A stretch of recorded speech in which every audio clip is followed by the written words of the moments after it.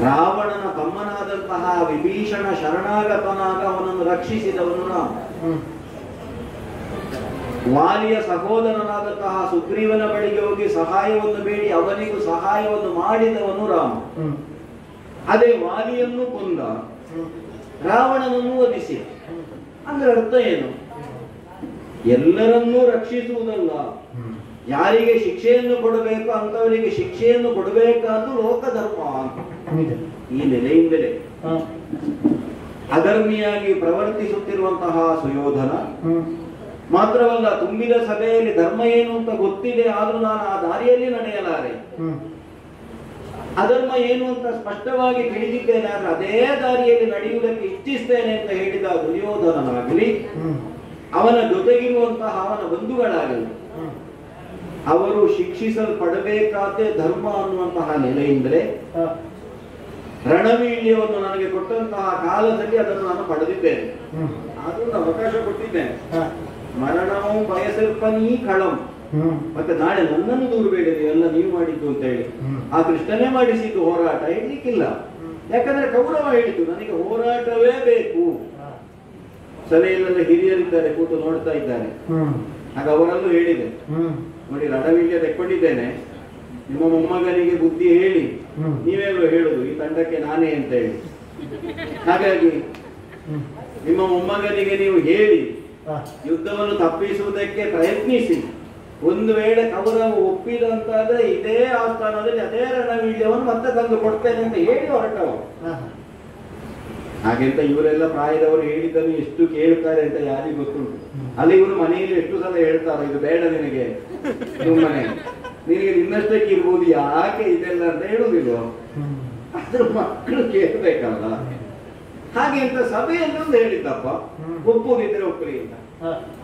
ಒಪ್ಪುವುದಿಲ್ಲ ಅಂತಲೂ ಗೊತ್ತು, ಆದ್ರೆ ಶಾಸ್ತ್ರ ಆಡುವುದನ್ನೇ. ಒಂದು ಪ್ರಯತ್ನ ವಿಫಲವೇ ಆಗಲಿ, ಆದ್ರೆ ತುಂಬಿದ ಸಭೆಯಲ್ಲಿ ನಾವು ಅದನ್ನು ಮಾಡುವುದಕ್ಕೆ ಪ್ರಯತ್ನಿಸಿದ್ದೇವೆ ಅಂತ ಆದ್ರೆ ಆ ಪಾಪ ಅನ್ನೋದು ನಮ್ಮನ್ನು ಅಂಟುವುದಿಲ್ಲ ಅಂತ. ನಾನು ವಿದುರನಲ್ಲಾಗಲಿ ನಮ್ಮ ಅತ್ತೆಯಾದಂತಹ ಕುಂತಿಯಲ್ಲಾಗಲಿ ಹೇಳಿದ್ದದನ್ನೇ. ಒಂದು ಕಾಲದಲ್ಲಿ ಹಸ್ತಿನಾವತಿಯ ರಾಜಸಭೆಯಲ್ಲಿ ಅಹಿತಕರವಾದ ಒಂದು ಘಟನೆ ನಡೆಯುವ ಸನ್ನಿವೇಶದಲ್ಲಿ ತನ್ನಿಂದ ಅದನ್ನು ನಿರಸನಗೊಳಿಸುವುದಕ್ಕೆ ಸಾಧ್ಯವಿಲ್ಲ ಅಂತ ಗೊತ್ತಿದ್ದು ವಿಕರ್ಣನಾಗಲಿ ವಿದುರನಾಗಲಿ ಎದ್ದು ನಿಂತದನ್ನು ಆಕ್ಷೇಪಿಸಿದರು. ನೀನು ಮಾಡುವುದು ಸರಿಯಲ್ಲ ಅಂತ ಹೇಳಿದರು. ಅದರ ಅರ್ಥ ಏನು? ತಾವು ಆ ಪಾಪದ ಕೂಪದಿಂದ ಹೊರಗೆ ಬಂದರು ಅಂತ ಅರ್ಥ. ಹಾಗೆ ಲೋಕಮಾರಕವಾದಂತಹ ಒಂದು ಯುದ್ಧ ಏನುಂಟೋ ಅದನ್ನು ತಪ್ಪಿಸುವುದಕ್ಕೆ ನಾವು ತ್ರಿಕರಣಪೂರ್ವಕವಾಗಿ ಪ್ರಯತ್ನಿಸಿದ್ದೇವೆ ಅನ್ನುವಂತಹ ನೆಮ್ಮದಿ ಅದು ನಮಗಿರ್ತದಲ್ಲ. ಈ ನೆಲೆಯಿಂದಲೇ ಸುಯೋಧನನಿಗೆ ಬೇಕಾದಂತಹ ನೀತಿಯ ಮಾತುಗಳನ್ನು ಆಡಿದ್ರು, ಅವನು ಒಪ್ಪಲಿಲ್ಲ. ರಣವೀಳ್ಯ ಪಡೆದೇನೋ ಬಂದದ್ದು ಹೌದು, ಆದರೆ ಇನ್ನೂ ಸ್ವಲ್ಪ ಆಲೋಚನೆ ಮಾಡಬೇಕಾಗಿ ಬಂತು. ಎಷ್ಟೋ ಸಲ ಹಾಗೆ ಆಗೋದು, ನಿರ್ಣಯ ಮಾಡುವಾಗ ಆಲೋಚನೆ ಮಾಡುವುದಿಲ್ಲ, ಆದ ಮೇಲೆ ಮತ್ತೆ ಆಲೋಚನೆ ಮಾಡುದು ಮುಂದೆ ಏನು ಅಂತ. ಈಗ ಯಾವ ನೆಲೆಯಿಂದ ಮತ್ತು ಯಾವ ಬಲದಿಂದ ದುರ್ಯೋಧನ ನನಗೆ ರಣವೀಳ್ಯವನ್ನು ಕೊಟ್ಟ ಅಂತ ಕೇಳಿದ್ರೆ ಅವನಿಗೊಂದು ಆತ್ಮವಿಶ್ವಾಸ ಬೇಕಲ್ಲ, ಸುಮ್ಮನೆ ಕೊಡುವುದಕ್ಕಿಲ್ವಲ್ಲ. 7 ಲಕ್ಷೋಹಿಣಿ ಸೇನೆ ಪಾಂಡವರ ಪಕ್ಷದಲ್ಲಿದೆ, ಭೀಮಾರ್ಜುನರು ಬಲಾನ್ವಿತರೇ ಆಗಿದ್ದಾರೆ, ಅದರ ಜೊತೆಗೆ ಅನೇಕ ಮಂದಿ ಅವರಿಗೆ ಸಹಾಯಕ್ಕೆ ಒದಗಿದ್ದಾರೆ ಅನ್ನುವಲ್ಲಿ ಪಾಂಡವರನ್ನು ಆತ್ಮವಿಶ್ವಾಸದಿಂದ ತಾನು ಗೆಲ್ಲಬಲ್ಲೆ. ಎಲ್ಲಿಂದ ಬಂತು ಅಂತ ನೋಡಿದ್ರೆ ಮತ್ತೆ ನಾವು ನೋಡ್ಬೇಕಂತ ಇವರಲ್ಲಿ ಕುರುಪತಿ ಇಹ ಬಲ ನದಿ ಸುತ ಕುಂಭಜ ಅಜ್ಜ ಭೀಷ್ಮಾಚಾರ್ಯರು ಇಚ್ಛಾಮರಣಿಗಳು, ಅವರ ಅಪೇಕ್ಷೆ ಇಲ್ಲದೆ ಅವರಿಗೆ ಮರಣ ಒದಗುವುದಕ್ಕಿಲ್ಲ. ಮಾತ್ರವಲ್ಲ, ಸುಯೋಧನ ಯಾವುದೆಲ್ಲ ಪ್ರಕರಣಗಳಲ್ಲಿ ಪಾಂಡವ ವಿರೋಧವಾಗಿ ಪ್ರವರ್ತಿಸಿದ್ರು, ಆಸ್ಥಾನದಲ್ಲಿಯೋ ಏಕಾಂತದಲ್ಲಿಯೋ ನೀತಿ ಮಾತುಗಳನ್ನು ಹೇಳಿದ್ದಾರೆ ಬಿಟ್ರೆ ಬಹಿರಂಗವಾಗಿ ಅವರು ಕೌರವನ ಪಕ್ಷದಲ್ಲೇ ಇದ್ದಾರೆ. ಅದು ಒಂದು ಧೈರ್ಯವೇ. ಮತ್ತೊಬ್ಬರಿದ್ದಾರೆ ದ್ರೋಣಾಚಾರ್ಯರು, ಗುರುಗಳು ಹೌದು, ಕೌರವನ ಆಸ್ಥಾನದಲ್ಲಿ ಸುದೀರ್ಘ ವರ್ಷಗಳಿಂದ ಇರುವವರು ಹೌದು, ಶಾಪದಿಂದಲಾಗಲಿ ಶಸ್ತ್ರದಿಂದಲಾಗಲಿ ತಮ್ಮ ಮುಂದೆ ಇರುವಂತಹ ವೈರಿಗಳನ್ನು ನಿಗ್ರಹಿಸಬಲ್ಲಂತಹ ಶಕ್ತಿ ಇರುವವರು ಹೌದು. ಅವರಿಗೆ 400 ವರ್ಷ ಅಂತೆ, ಭೀಷ್ಮಾಚಾರ್ಯರಿಗೆ 800 ವರ್ಷವಂತೆ. ಹಾಗಾಗಿ ಇವರು ತನಗೆ ಬೆಂಬಲಕ್ಕಿದ್ದಾರೆ ಅನ್ನುವಂತಹ ಭಾವದಿಂದಲೇ ಸುಯೋಧನ ನಮಗೆ ರಣವೀರ್ಯವನ್ನು ಕೊಟ್ಟಿದ್ದಾನೆ ಅಂತ ತರ್ಕಿಸುವುದ? ಅದು ಬೆಂಬಲಕ್ಕಿರುವುದು ನದಿಸುತ್ತ ಕುಂಭಗ. ಆದರೆ ಅಂತರಂಗದಲ್ಲಿ ಅವನಿಗೂ ಗೊತ್ತಿಲ್ವ, ಕೌರವನಿಗೂ ಎಷ್ಟು ಪಕ್ಷದಲ್ಲಿ ಒಟ್ಟಿಗಿದ್ದೇವೆ ಅಂತ ಹೇಳಿದ್ರು. ನಾವು ಮೊಮ್ಮಕ್ಕಳೇ, ಪಾಂಡವರು ಮೊಮ್ಮಕ್ಕಳೇ. ಹಾಗಾಗಿ ಸಮಾನ ದೃಷ್ಟಿಯಿಂದಲೇ ಭೀಷ್ಮಾಚಾರ್ಯರು ಮೊಮ್ಮಕ್ಕಳನ್ನು ಕಾಣುತ್ತಾ ಇದ್ದಾರೆ ಅಂತ. ದ್ರೋಣಾಚಾರ್ಯರ ಬಗ್ಗೆ ಗೊತ್ತಿಲ್ವೋ? ದ್ರೋಣಾಚಾರ್ಯರು ಅನಿವಾರ್ಯವಾಗಿ ಕೌರವನ ಆಸ್ಥಾನದಲ್ಲಿದ್ದಾರೆ ಅನ್ನೋದು ಬಿಟ್ರೆ ತಮ್ಮ ಮಗನಾದಂತಹ ಅಶ್ವತ್ಥಾಮನಿಗಿಂತಲೂ ಹೆಚ್ಚಿನ ಮಮತೆ, ವಾತ್ಸಲ್ಯ ಪಾಂಡವ ಮಧ್ಯಮನಾದಂತಹ ಅರ್ಜುನನ ಮೇಲೆ ಇದೆ ಅಂತ.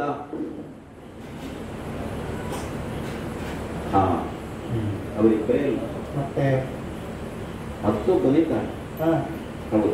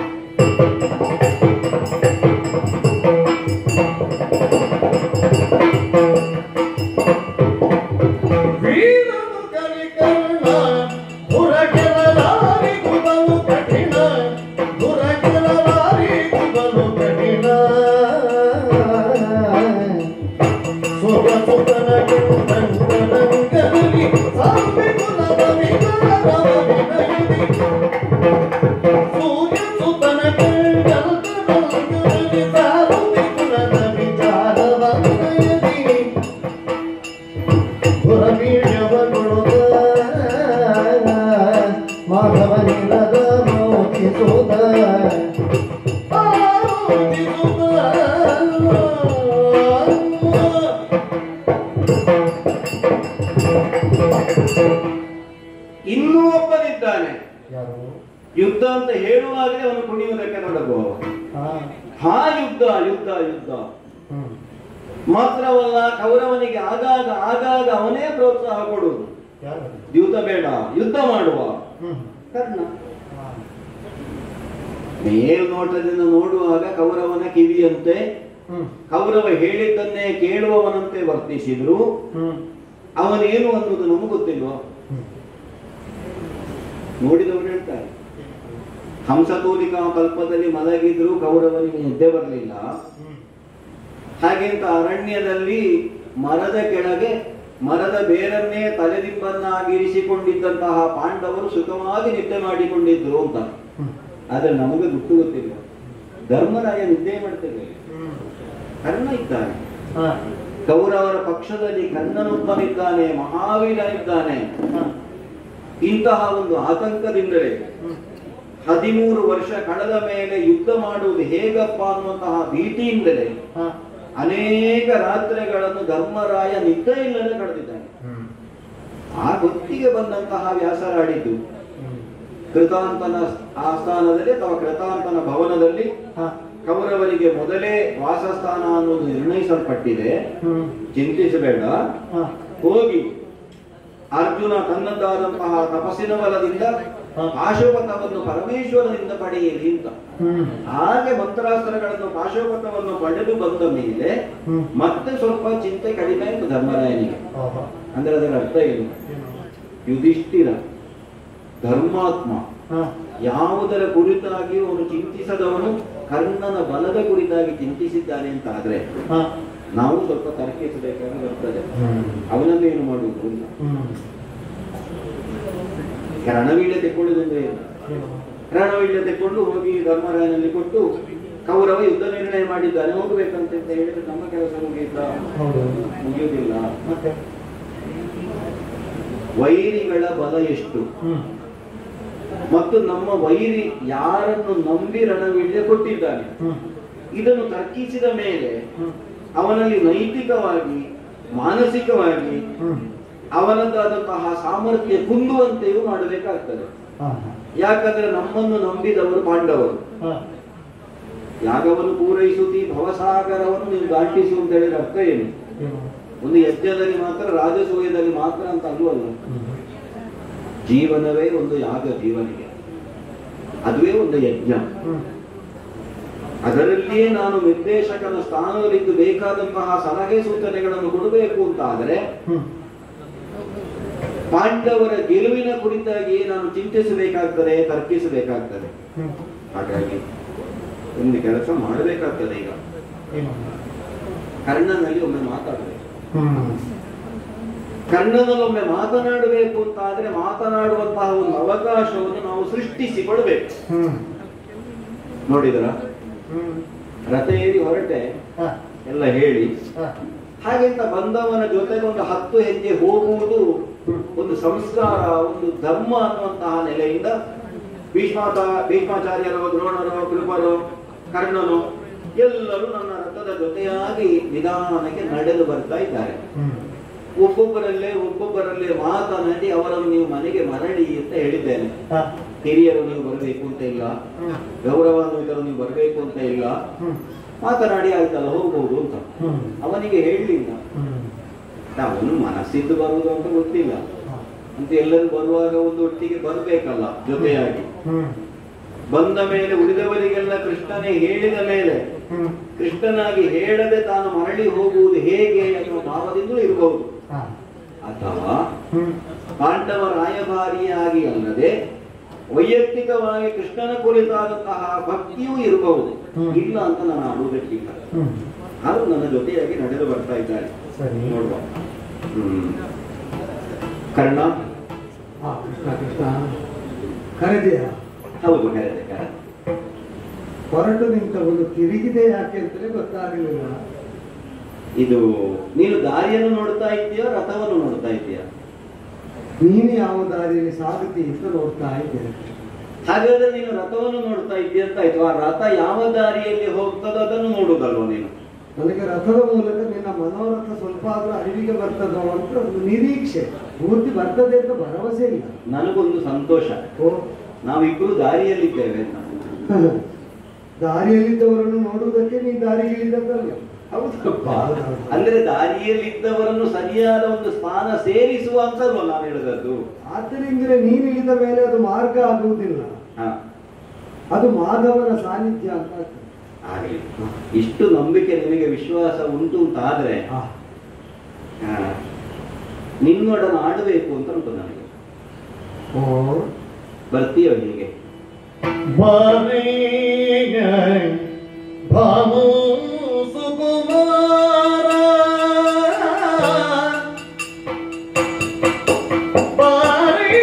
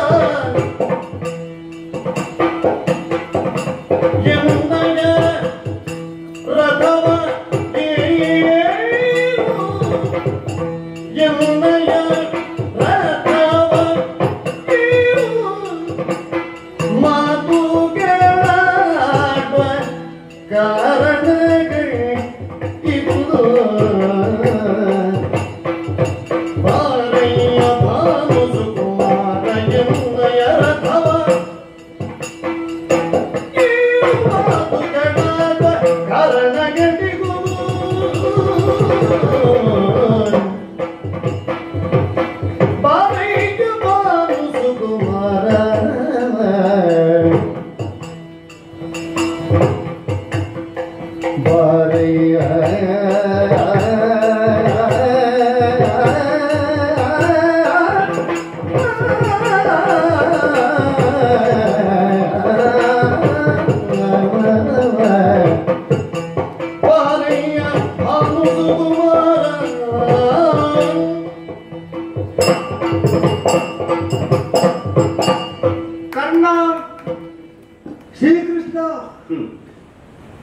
ನಿನ್ನೊಡನೆ ಮಾತನ್ನಾಡಬೇಕು ಅನ್ನುವಂತಹ ಅಪೇಕ್ಷೆ ಇದೆ ಅಂತ ಹೇಳಿದ್ದು ನಾನು.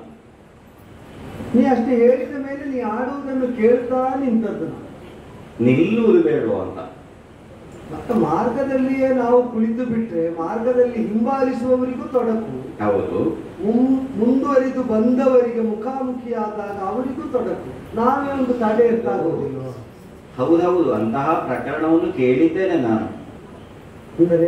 ಅಂದ್ರೆ ಇಕ್ಕಟ್ಟಿನ ಮಾರ್ಗದಲ್ಲಿ ಎರಡು ರಥಗಳು ಸಂಚರಿಸುವುದಕ್ಕೆ ಅನುಕೂಲ ಇಲ್ಲದಲ್ಲಿ ಒಬ್ಬ ತಡೆಯಾಗಿ ನಿಂತ ಅಂತ ಆದ್ರೆ ದಾರಿ ಬಿಡಬೇಕಾದವರು ಯಾರು ಅಂತ ವಾದ ವಿವಾದವಾದ ಪ್ರಕರಣಗಳಿಲ್ವಾ? ಅದು ಉಂಟು ಉಂಟು. ನಾವು ನಿಧಾನಕ್ಕೆ ಹೋಗುವ. ನನಗೆ ಕತೆ ತುಂಬಾ ಗೊತ್ತಿದ್ದದ್ರಿಂದ ನಾನು ಯಾವ ಕತೆ ಅಂತ ಹೇಳುವುದಿಲ್ಲ. ನೀನು ಸೌದಾಸನದ್ದು ಹೇಳಬಲ್ಲೆ. ಹೌದಾ? ಹೌದೌದು. ವಿಶ್ವಾಮಿತ್ರನ ಮೂಲಕವಾಗಿ ಸೌದಾಸರಿಗೆ ಬಂದಂತಹ ಪ್ರತಿರೋಧ, ಅದರಿಂದ ಭುಗಿಲೆನಿಸಿದ ದ್ವೇಷ, ಅದರಿಂದ ಆದಂತಹ ವಿನಾಶ, ಆದ್ರಿಂದ ನೀನು ಉಲ್ಲೇಖ ಮಾಡುವುದನ್ನು ನಿನ್ನ ಬಳಿಯಿಂದಲೇ ಕೇಳುವುದು. ಇಲ್ಲ, ನನಗೀಗ ಸಮಸ್ಯೆ ಅದು. ಅಂತಹ ಒಂದು ಕತೆ ಉಂಟು ಅಂತ ಹೇಳಿದ ಮೇಲೆ ನಾನೀಗ ಇಷ್ಟರಲ್ಲಿ ಯಾವುದನ್ನು ಹೇಳುವುದು ಅಂತ ಆಲೋಚನೆ ಮಾಡಿಕೊಂಡು. ಆದ್ರಿಂದ ಹೇಳಿದ್ದು ಯಾವುದನ್ನು ಹೇಳಬಹುದಾದವನಲ್ಲಿ ಇದು ಹೇಳುವುದಲ್ಲ ಅಂತ ಕೇಳಿದ್ರೆ ಅದಲ್ಲ ಅಂತ ನೀನು ಹೇಳಿದ್ರು. ಇಲ್ಲ, ಈ ಸಲ ಒಂದು ನಿರ್ಣಯ ಮಾಡಿದ್ದೇನೆ. ಯಾವುದು? ನೀನು ಇದೇ ಹೇಳುವುದಲ್ವ ಅಂತ ನೀನು ಹೇಳಿದ್ರೆ ಹೌದು ಅಂತ ಹೇಳ್ಬೇಕು. ನಾವು ಹೆಚ್ಚಾಗಿ ಬೇರೆಯವರ ಕತೆ ಹೇಳುವುದಕ್ಕಿಂತ ನಮ್ಮ ಕತೆ ನೇರ್ಪುಗೊಳಿಸುವುದು ಹೇಗೆ ಅಂತ ಚಿಂತನೆಯಲ್ಲಿದ್ದೇವೆ. ವಿಷಯ ಹೌದು. ಅದು ಎಷ್ಟೋ ಸಲ ನಾವು ಪ್ರಯತ್ನ ಮಾಡ್ತಾ ಇರ್ತೇವೆ, ನಮ್ಮ ಕತೆ ಸರಿ ಮಾಡುವುದು ಹೇಗೆ ಮತ್ತು ನಮ್ಮ ಕತೆ ಸರಿಯಾಗುವುದು ಹೇಗೆ ಅಂತ. ಹಾಗೆ ಆಲೋಚನೆ ಮಾಡ್ತಾ ಇರುವಾಗಲೇ ಕೆಲವರ ಕತೆ ಮುಗೀತದೆ, ಮತ್ತೆ ಅವರ ಕಥೆಯನ್ನು ಉಳಿದವರು ಸರಿ ಮಾಡಬೇಕಾಗ್ತದೆ. ಮತ್ತೆ ಅಲ್ಲ, ನಾವು ನಮ್ಮ ಬದುಕು ಅಂತ ಹೇಳುವಾಗ ನೀನು ಬದುಕಿದ ಕಾಲದಲ್ಲಿ ನಮ್ಮೆಲ್ಲರ ಬದುಕು ಕಥೆಯಾಗುವ ಒಂದು ಯೋಗ ಕೃಷ್ಣ. ಯಾಕೆಂದ್ರೆ ಆ ಕಥೆಯೊಳಗೆ ನೀನಿದ್ದದ್ರಿಂದ ಅದು ಕಥೆ. ಅಂದ್ರೆ ಕಥನ ಯೋಗ್ಯವಾದದ್ದು ಅಂತ ಇದವರ ಬದುಕಲ್ಲ ಯಾರು ಮಾತಾಡ್ತಾರೆ. ಸರಿ. ಆದ್ರೆ ಕೃಷ್ಣ ಒಡನಾಡಿದ ಬದುಕುಗಳು ಕಥನ ಯೋಗ್ಯವಾದ ಪ್ರಕರಣವಾಗುವುದರಿಂದ ಅದೊಂದು ಕಥೆಯಾಗಿ ಪರಿವರ್ತನೆ. ಅದಕ್ಕಾಗಿ ಎಲ್ಲೋ ಭಾಗವತ ಹೇಳುವುದು ಕಥನ ಕಾರಣ ಅಂತ. ನೋಡೋದು ಹೇಳುವಾದ್ರೂ ಭಾಗವತರೇ ಆಗಬೇಕು, ಭಗವಂತನ. ಹೌದಲ್ಲ, ಅವರೇ ಹೇಳಬೇಕು ನಮ್ಮ ಕುರಿತಾಗಿ ಹೇಳುವುದಿದ್ರೆ. ಚಿನ್ಮಯನ ಕಥೆ ಹೇಳುವುದಕ್ಕೆ ಮತ್ತೆ ಭಾಗವತ ಯಾರು ಬರಬೇಕು. ಕಥನ ಕಾರಣ, ಕಥನ ಕಾರಣವು ಕಾರಣವನ್ನೇ ಕಥೆ ಮಾಡಿದ್ರೆ ಏನು ಅಂತ ನೀನು ಏನು ಮಾಡಬಾರ್ದು. ಅದು ಹಾಗೆ ಹೇಳಿದ್ರೆ ಅದು ವಿಪರೀತ ಕೆಟ್ಟ ಆಗ್ತದೆ. ವಿಪರೀತ ಈಗ ನಿನ್ನದೇ ವಿಪರೀತ ಅಲ್ಲ, ನಿನ್ನಲ್ಲಿ ಹೇಳಬಾರದು. ನಿನ್ನದೇ ವಿಪರೀತ. ಹುಟ್ಟಿ ಬೆಳೆಯುವುದಲ್ವ ಕ್ರಮ. ಹೌದು. ನೀ ಬೆಳೆದವ ಹುಟ್ಟಿದ್ದಲ್ವೋ ಅಥವಾ ಬೆಳವಣಿಗೆ ಇಲ್ಲದವ ಹುಟ್ಟಿದ್ದಲ್ವೋ, ಎಲ್ಲ ವಿಪರೀತ ಅಲ್ವೋ. ಹೌದು. ಅಲ್ಲ, ನಾನು ಬೆಳೆದು ಮತ್ತೆ ಸಣ್ಣವನಾದ. ನಾವಲ್ಲಿಗೆ ಹೇಗೆ ಹೇಳಲಿಕ್ಕೆ ತೊಡಗಿದ್ದೇವೆ ಅಂದ್ರೆ ಬೆಳವಣಿಗೆ ಇಲ್ಲದವ ಹುಟ್ಟಿದ್ದು. ಅದ ಹೌದು. ಯಾಕಂದ್ರೆ ನನಗೆ ಮತ್ತೆ ಬೆಳವಣಿಗೆ ಅಂತ ಇಲ್ಲ, ಮೊದಲು ಇಲ್ಲ. ಅಲ್ಲದೆ ಹೋದ್ರೆ ಅನಾದಿ ಅನಂತ ಅಂತ ಯಾಕೆ ಹೇಳುವುದು? ಆದ್ದರಿಂದ ಅದೆಲ್ಲ ಹೆಸರು ಗೊತ್ತಿದ್ದು ಕೆಲವೊಂದು ಮಾತಾಡ್ಲಿಕ್ಕೆ ಕಷ್ಟ ಆಗ್ತದೆ. ಇದು ಬಹಳ ಕಷ್ಟ ಆಯ್ತಲ್ಲ. ಯಾರಿಗೆ? ನನಗೂ ನಿನಗೆ ಇಬ್ಬರಿಗೂ. ನನಗೆ ಹೀಗೆ ನೀನು ಮಾತಾಡುವುದೇ ಒಂದು ಯೋಗ ಅಂತ ಕಾಣ್ತದೆ ಬಿಟ್ಟದ್ದು ಕಷ್ಟ ಎಂಬ ಭಾವದಲ್ಲಿ ನಾನಿಲ್ಲ. ಅದಲ್ಲ, ನೀನು ತಲೆ ಎತ್ತಬೇಕು, ನಾನು ತಲೆ ತಗ್ಗಿಸ್ಬೇಕು. ಕುತ್ತಿಗೆ ನೋವು ಬಂತ ಕೃಷ್ಣ? ನನಗೆ ಬರ್ತದೆ ಅಂತಲ್ಲ, ನಿನಗೆ ಬರ್ತದೆ ಏನೋ ಅಂತ. ಎಷ್ಟು ಹೊತ್ತು ನೀನು ಹೊರಡುವಲ್ಲಿ ತನಕಲ್ಲ ತೊಂದರೆ ಇಲ್ಲ. ನಾನು ಕತೆ ಪ್ರಾರಂಭ ಆಗಲಿಲ್ಲ, ನನ್ನೊಂದು ಪೀಠಿಕೆ ಇದೀಗ ಕತೆಗೆ. ನೀನೆಲ್ಲ ಮುಗಿಸುವಾಗ ಪೀಠಿಕೆ ಎಲ್ಲ ಮುಗಿದು ಹೊರಟ ಕಾಲದಲ್ಲಿ ಈಗ ನಿನ್ನ ನೋಡು, ನಾನು ತಲೆ ಕೆಳಗು ಮಾಡುವಂತ ಸುಮ್ಮನೆ ಹೇಳಿದ್ದ. ಎಲ್ಲರದ್ದು ಆರಂಭಕ್ಕೆ ಪೀಠಿಕೆ, ನಿನ್ನದು ಮುಕ್ತಾಯಕ್ಕೆ ಪೀಠಿಕೆ.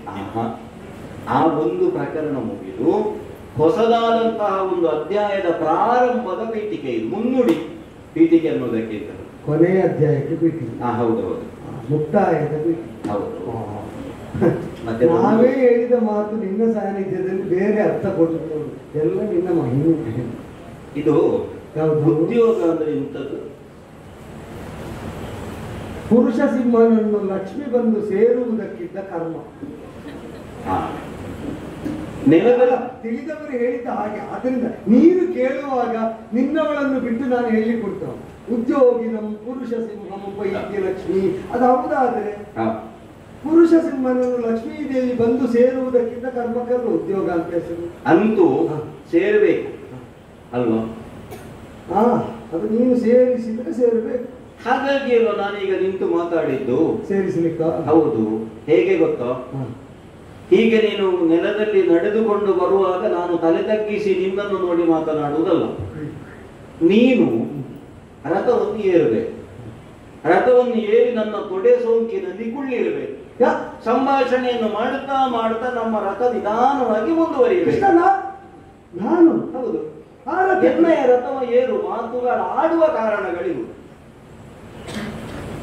ಅದನ್ನೆಲ್ಲೋ ನಾನು ಹೇಳಿದ್ದು, ಸ್ವಲ್ಪ ಆಡಬೇಕು ನಿನ್ನಲ್ಲಿ ಅಂತ. ನೀನೀಗ ಇದು ಯಾವುದಕ್ಕೆ ಉಪಾಯ ಅಂತ ಹೇಳಿದ್ದು? ತಲೆ ನೋವು ಬರುವುದಕ್ಕೆಲ್ಲ, ಕುತ್ತಿಗೆ ನೋವು ಬರುವುದಕ್ಕೆ. ಕುತ್ತಿಗೆ ನೋವು ಬರುವುದಕ್ಕೆ ಕುತ್ತಿಗೆ ತೆಗೆಯುವ ಕ್ರಮ ಉಂಟ ಸ್ವಾಮಿ.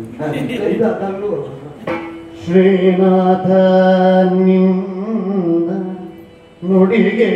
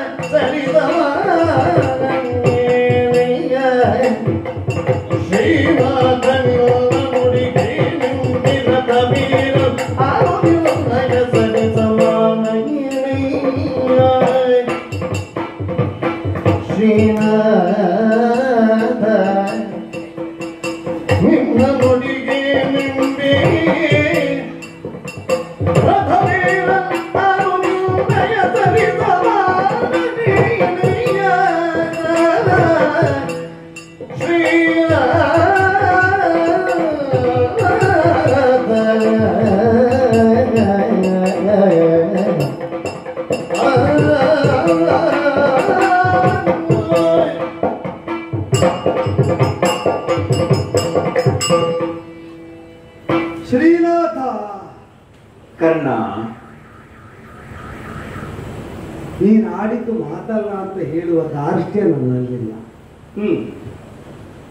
ನನಗೆ ಅರ್ಥ ಆಗದ ಮಾತನ್ನು ಅನುಸರಿಸುವ ಬಾಧ್ಯತೆಯು ನನ್ನದಲ್ಲ. ಅರ್ಥ ಆಗದ ನೀನು ಆಡಿದ್ದು ಮಾತೇ ಇರಬಹುದು, ಮಂತ್ರ ಸದೃಶವಾಗಿಯೇ ಇರಬಹುದು. ನನಗೆ ಅರ್ಥ ಆಗದೆ ಅನುಸರಿಸುವುದೇ ರಥ ಏರು, ಹೌದು, ತೊಡೆ ಸೋಂಕಿನಲ್ಲಿ ಕೊಳ್ಳಿರು, ಮಾತುಗಳಾಡುವ ಕಾರಣವಿರುವುದು. ಅದೆಲ್ಲ ಬಳಿಕ ಹೌದು, ಮೊದಲು ಏರಬೇಕು. ತೊಡೆ ಸೋಂಕಿನಲ್ಲಿ ಕುಳ್ಳಿರುವುದಕ್ಕಾಗಿ ಏರಿ ಹೋಗು, ಏರಬೇಕು. ಒಂದು ಬಂತಾಗುವ ಬಂಧುನಲ್ಲೇ ನಿನ್ನನ್ನು ನಿಗ್ರಹಿಸ್ತೇನೆ ಪಾರ್ಥ ಅಂತ ನಾನು ಈ ನೆಲದಲ್ಲಿ ಕೊಟ್ಟದ್ದಕ್ಕೆ ಇಲ್ಲಿಯ ತನಕ ಅನುಭವಿಸ್ತಾ ಇದ್ದೇನೆ. ಕರ್ಣನ ಬದುಕು ಸಮಾನನಾಗುತ್ತೇನೆ ಅಂತ ಹಂಬಲಿಸಿ ಆಡಿದ ಒಂದು ಮಾತು ಮುನ್ನಡೆಸಿದ ವಿಧಾನ. ಆಡಿದ ಒಂದು ಮಾತನ್ನೇ ಸಾಧಿಸುವುದಕ್ಕೆ ಪಾಡು ಪಡ್ತಾ ಇರುವವ ನೀ ಇದನ್ನು ಮಾಡಿ ಇದನ್ನು ಸರಿಯಿಂದ ಸಾಧಿಸುವುದಕ್ಕೆ ಜನ್ಮ ಎಷ್ಟು ಬೇಕು ನನಗೆ? ಒಂದು ಮಾತಿರುವುದು, ಅರ್ಜುನ ನಿನಗೆ ಸರಿ ಸಮನಾನು ಅಂತ. ಹೌದು ಅಂತ ಒಪ್ಪು ಔದಾರ್ಯ ಈ ನೆಲದಲ್ಲಿ ಕಾಲಿಟ್ಟವರಾಗ್ಲಿ ಬದುಕುಳಿದವರಾಗ್ಲಿ ಯಾರೂ ಇದು ತನಕ ಸುಯೋಧನನನ್ನು ಉಳಿದು ತೋರಿದ್ದಿಲ್ಲ. ಆ ನೆಲದಲ್ಲಿ ಸನ್ನಿವೇಶದ ವಿಡಂಬನೆ ಅಂತ ಹೇಳೋಣ.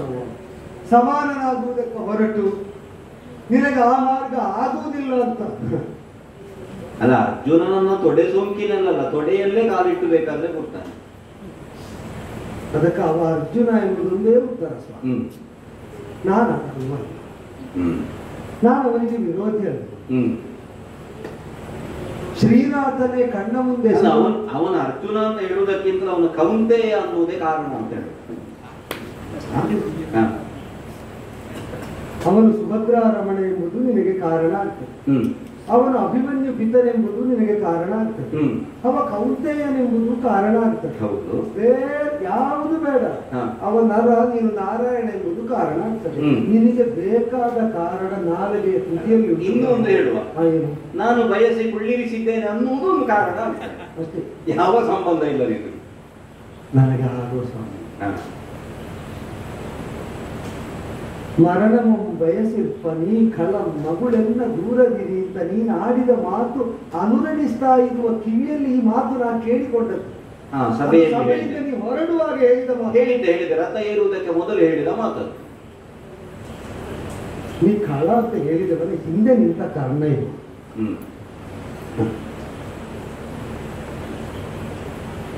ವಸುಶೇಣನಾದವನು ಕೇಳಬೇಕಾದ ರೂಪದಲ್ಲಿ ಕೇಳಬಾರದವರು ಬಂದು ಕೇಳಿದ ಕಾಲದಲ್ಲಿ ಕವಚವನ್ನು ಕತ್ತರಿಸಿ ಕೊಟ್ಟದ್ದರಿಂದ ವೈಕರ್ತನ ಕರ್ಣ ಅಂತ ಅದನ್ನು ಆದರೂ ಕಿವಿ ಕತ್ತರಿಸಿ ಕೊಡ್ಲಿಲ್ಲ, ಗೊತ್ತಾಯ್ತು. ಆದ್ದರಿಂದಲೇ ಆ ಕೇಳಿದ್ದು ನೆನಪಲ್ಲಿ ಉಂಟು, ಸರಿಯಾಗಿ ಕೇಳಿಸಿಕೊಂಡಿತ್ತು. ಕದನ ಕಣದಲ್ಲಿ ಪಾಂಡವರನ್ನು ವಿರೋಧಿಗಳಾಗಿ ಕೊನೆಯ ಉಸಿರಿರುವ ತನಕ ಕಾದಾಡುವುದಲ್ಲದೆ ದುರಕ್ಕೆ ಬೆದರುವನಲ್ಲ ರಿಪುಗಳ ಕರೆಸಿಕೊಡಿಸುವನಲ್ಲ ರಾಜ್ಯ ಹರಣದಾಸೆಗಳಿಲ್ಲ ಎನಗೆ ಅಂತ ಆಡಿದ ಕೌರವನ ಬೆಂಬಲಿಗನಾಗಿ ಹಿಂದೆ ನಿಂತ ನನಗೆ ನೀ ಎದುರಲ್ಲಿ ನಿಂತು ಕರೆದರು, ಶ್ರೀನಾಥನಾಗಿಯೇ ಕರೆದರು. ನಮಗೆ ಸಿಕ್ಕುವುದು ದರಿದ್ರ ಲಕ್ಷ್ಮಿ ಅನುಗ್ರಹ ಮಾತ್ರ ಅಲ್ಲೋ ಪ್ರಭು. ಈಗ ಕರೆದವನು ಕೃಷ್ಣ ಎಂಬುದರಿಂದ ಲಕ್ಷ್ಮಿ ಸಿಗುತ್ತಾಳೆ ಅಂತ ನಾನು ಹಂಬಲಿಸುವುದಕ್ಕಿಲ್ವಲ್ಲ, ವಿರೋಧಿಗೆ ಬೆಂಬಲಿಗನಾಗಿ ನಿಂತ ಕರ್ಣ ಅಲ್ವೋ. ಆದ್ದರಿಂದ ಎದುರಲ್ಲಿದ್ದವ ದೇವ ಅಂತ ನಾವು ಹಾತರಿದು ಮುಂದಕ್ಕೆ ಹೋದರೆ ಲಕ್ಷ್ಮೀ ಕಟಾಕ್ಷ ಸಿಗ್ತದೆ. ಲಕ್ಷ್ಮೀ ರಮಣ ಕರೆದು ಹೋದರೆ ಆದ್ರೆ ಅದು ದಾರಿದ್ರ ಲಕ್ಷ್ಮಿಯ ಅಲ್ವ. ಯಾವ ಲಕ್ಷ್ಮಿ ಅಂತ ನಿರ್ಣಯ ಇಲ್ಲ. ನೀ ತೋರಿದ್ದ ಅದು ಕರುಣೆಯೇ ಆಗ್ತದೆ. ಬದುಕಿಗೊಂದು ಬಟ್ಟೆ ಸಿಕ್ಕಿದೆ, ಬೆತ್ತಲಾಗುವುದಕ್ಕೆ ಮನಸ್ಸಿಲ್ಲವಾದದ್ದರಿಂದ ಗೋಪಿ ವಸ್ತ್ರಾಪಹಾರಿ, ನಾನು ಅರ್ಥ ಏರುವುದಿಲ್ಲ, ನಿನ್ನ ಸರಿಸಮಾನ ನಾನಲ್ಲ, ಕ್ಷಮಿಸು. ನಾನು ಒಂದು ಹೇಳ, ವಸ್ತ್ರಾಪಹಾರ ಮಾಡಿದ ನಾನೇ ಮತ್ತೆ ಪುನಃ ಅವರಿಗೆ ನಾನೇ ಕೊಟ್ಟದ್ದು ಬಟ್ಟೆ. ಎಲ್ಲರೂ ಅದನ್ನು ಮಾತ್ರ ಹೇಳುದು, ಅಪಹಾರ ಮಾಡಿದ್ದಾನೆ ಅಂತ. ಅಪಹಾರ ಮಾಡಿದವನೇ ಮರಳಿ ಬಟ್ಟೆಯನ್ನು ಕೊಟ್ಟಿದ್ದಾನಲ್ಲ ಅವರಿಗೆ. ಈಗ ಈಗ ನೀನು ಕೌರವನ ಪಕ್ಷ, ನೀ ಬಟ್ಟೆ ಕೊಟ್ಟದ್ದರಿಂದ ನಿನಗೆ ಬಟ್ಟೆ ಇಲ್ಲ ಅಂತ ಆದ್ರೆ ಇಲ್ಲ, ನೀ ಬಟ್ಟೆ ಸೆಳೆದದ್ದು ನಿನಗೆ ಅದಿಲ್ಲ ಅಂತ ಅಲ್ಲ, ನನಗೆ ಬೇಕು ಅಂತ ಅಲ್ಲ. ಈಗ ನೀನು ಸೆಳೆದು ನನಗೆ ಬಿಟ್ಟು ಕೊಟ್ರೆ ನಿನ್ನವರಿಗೆ ಬಟ್ಟೆ ಇಲ್ಲ ಅಂತ ಆಗ್ತದೆ ಸ್ವಾಮಿ. ಇದು ಯಾಕೆ ಹೇಳ್ತೇನೆ, ಸಂವಿಧಾನಕ್ಕೆ ಅರ್ಥ ಆಗಿ ಬಟ್ಟೆ ಉಂಟು ಬೆಕ್ಕಲಾಗುವುದಕ್ಕಿಲ್ಲ ಅಂತ ಆಗದಿತ್ತು. ಕರ್ಣನ ಬದುಕಿನ ಬಟ್ಟೆ ಅಂದ್ರೆ ಮಾರ್ಗ ಅಂತ ಅರ್ಥ ಅಲ್ಲ, ಗೊತ್ತಾಯ್ತು. ಪಾರ್ಥ ವಿರೋಧದ ಬಟ್ಟೆ. ನಾನು ನಿನ್ನ ರಥ ಏರಿದರೆ, ಪಾರ್ಥ ಸಾರಥಿಯ ರಥ ಏರಿದರೆ ನಾನು ಬೆತ್ತಲಾಗನು.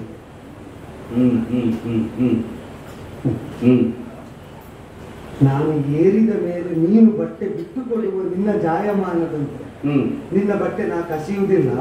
ಈ ಪಾರ್ಥ ವಿರೋಧದಲ್ಲೇ ಮುನ್ನಡೆ ಅಂತ ನನಗೇ ಬಟ್ಟೆ ಬಿಟ್ಟು ಕೊಟ್ಟರು. ನಾನು ಏನಾಗುತ್ತೇನೆ ಗೊತ್ತ? ಏನಾಗುತ್ತೆಯ? ಬಟ್ಟೆ ಹೊದ್ದು ಬೆತ್ತಲಾಗುತ್ತೇನೆ. ಕೃಷ್ಣನ ರಥ ಏರಿದ ಮೇಲೆ ಹೊಂದಿದ ಬಟ್ಟೆಯೇ ಅದು ಕಲುಷಿತ ಅಂತ ನನ್ನವರಿಗೆ ಕಾಣ್ತದೆ. ಅದರಲ್ಲಿ ರಂಧ್ರ ಎಲ್ಲಿ ಉಂಟು ಅಂತ ಇಲ್ಲದ ರಂಧ್ರ ಹುಡುಕುವುದಕ್ಕೆ ತೊಡಗುತ್ತಾರೆ.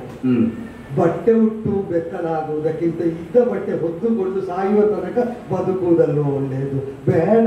ಈ ಬೆತ್ತಲು ಅನ್ನುವುದಕ್ಕೆ ದಿಗಂಬರ ಅಂತ ಅರ್ಥ ಇಲ್ವಾ? ಹಾಗೂ ಹೇಳಬಹುದು. ದೊಡ್ಡವರಿಗಾಗುವಾಗ ದಿಗಂಬರ, ಸಣ್ಣವರಿಗಾಗುವಾಗ ಬೆತ್ತಲು ಅಂತ. ದಿಗಂಬರ ಅಂದ್ರೆ ದಿಕ್ಕೇ ಅಂಬರವಾಗಿ ಉಳ್ಳವನು ಅಂತ ಅಲ್ವ ಅರ್ಥ. ಅದೇ ದೊಡ್ಡವರಿಗೆ ಅಂತ ಹೇಳಿದ್ದಕ್ಕೆ ಅದಕ್ಕೆ ನಾನು ಹೇಳಿದ್ದು ದಿಕ್ಕೇ ಅಂಬರವಾಗಿದ್ದಾನೆ ಅಂತಾದ್ರೆ ಅವನು ಬೆತ್ತಲ ಅಲ್ಲ ಅಂತ ಅಲ್ವ ಅರ್ಥ. ಈಗ ದಿಕ್ಕಟಗಳನ್ನು ಸೋಂಕುವಂತೆ ತನ್ನನ್ನು ತಾನು ಬೆಳೆಸಬಲ್ಲವರಿಗೆ ದಿಗಂಬರತ್ವ ಸಲ್ಲುತ್ತದೆ. ಸರಿ, ದಿಕ್ಕು ದಿಕ್ಕುಗಳೆಲ್ಲವೂ ಕೂಡ ಅಲ್ಲಿ ನಿಂತವರೆಲ್ಲ ನಮ್ಮ ಬರಿಮೈ ನೋಡುವಂತಾದರೆ ಆಗ ದಿಗಂಬರತ್ವ ಅಂತ ಆಲಂಕಾರಿಕವಾಗಿ ಹೇಳಬಹುದು. ಬಿಟ್ರೆ ನಮ್ಮ ಶರೀರ ಅದು ಎಲ್ಲರ ದೃಗ್ಗೋಚರ ಆಗುವ ಹೀನಾಯ ಸ್ಥಿತಿ ಬಿಟ್ರೆ ಅದರಿಂದ ಏನು ಪ್ರಾಪ್ತಿಸ. ಈಗ ನೀನಷ್ಟು ಸಣ್ಣವನು ಅಂತ ನಿನಗೆ ಹೇಳಿದ್ಯಾರು? ನಾನು ದೊಡ್ಡವನು ಅಂತ ನನಗೆ ಯಾರು ಹೇಳಿಲ್ಲ. ನೀನಷ್ಟು ದೊಡ್ಡವನು ಅಂತ ಇದ್ದ ಕಾರಣಕ್ಕಾಗಿಯಲ್ಲ ನನ್ನ ರಥ ಏರು ಅಂತ ನಾನು ಆಡಿದ್ದು. ನಿನ್ನ ರಥ ಏರಿದ್ರಿಂದ ದೊಡ್ಡದಾಗಬೇಕು ಅಂತ ಏರಬೇಕು ಬಿಟ್ಟೆ ದೊಡ್ಡತನ ಇದ್ದದ್ರಿಂದ ಏರಿದೆ ಅಂತ ಆಗ್ತದ ಸ್ವಾಮಿ? ದೊಡ್ಡತನ ಇದ್ದ ಕಾರಣಕ್ಕಾಗಿ ನೀನು ಇಷ್ಟು ಹೆದರುದು ಯಾಕೆ ಅಂತ?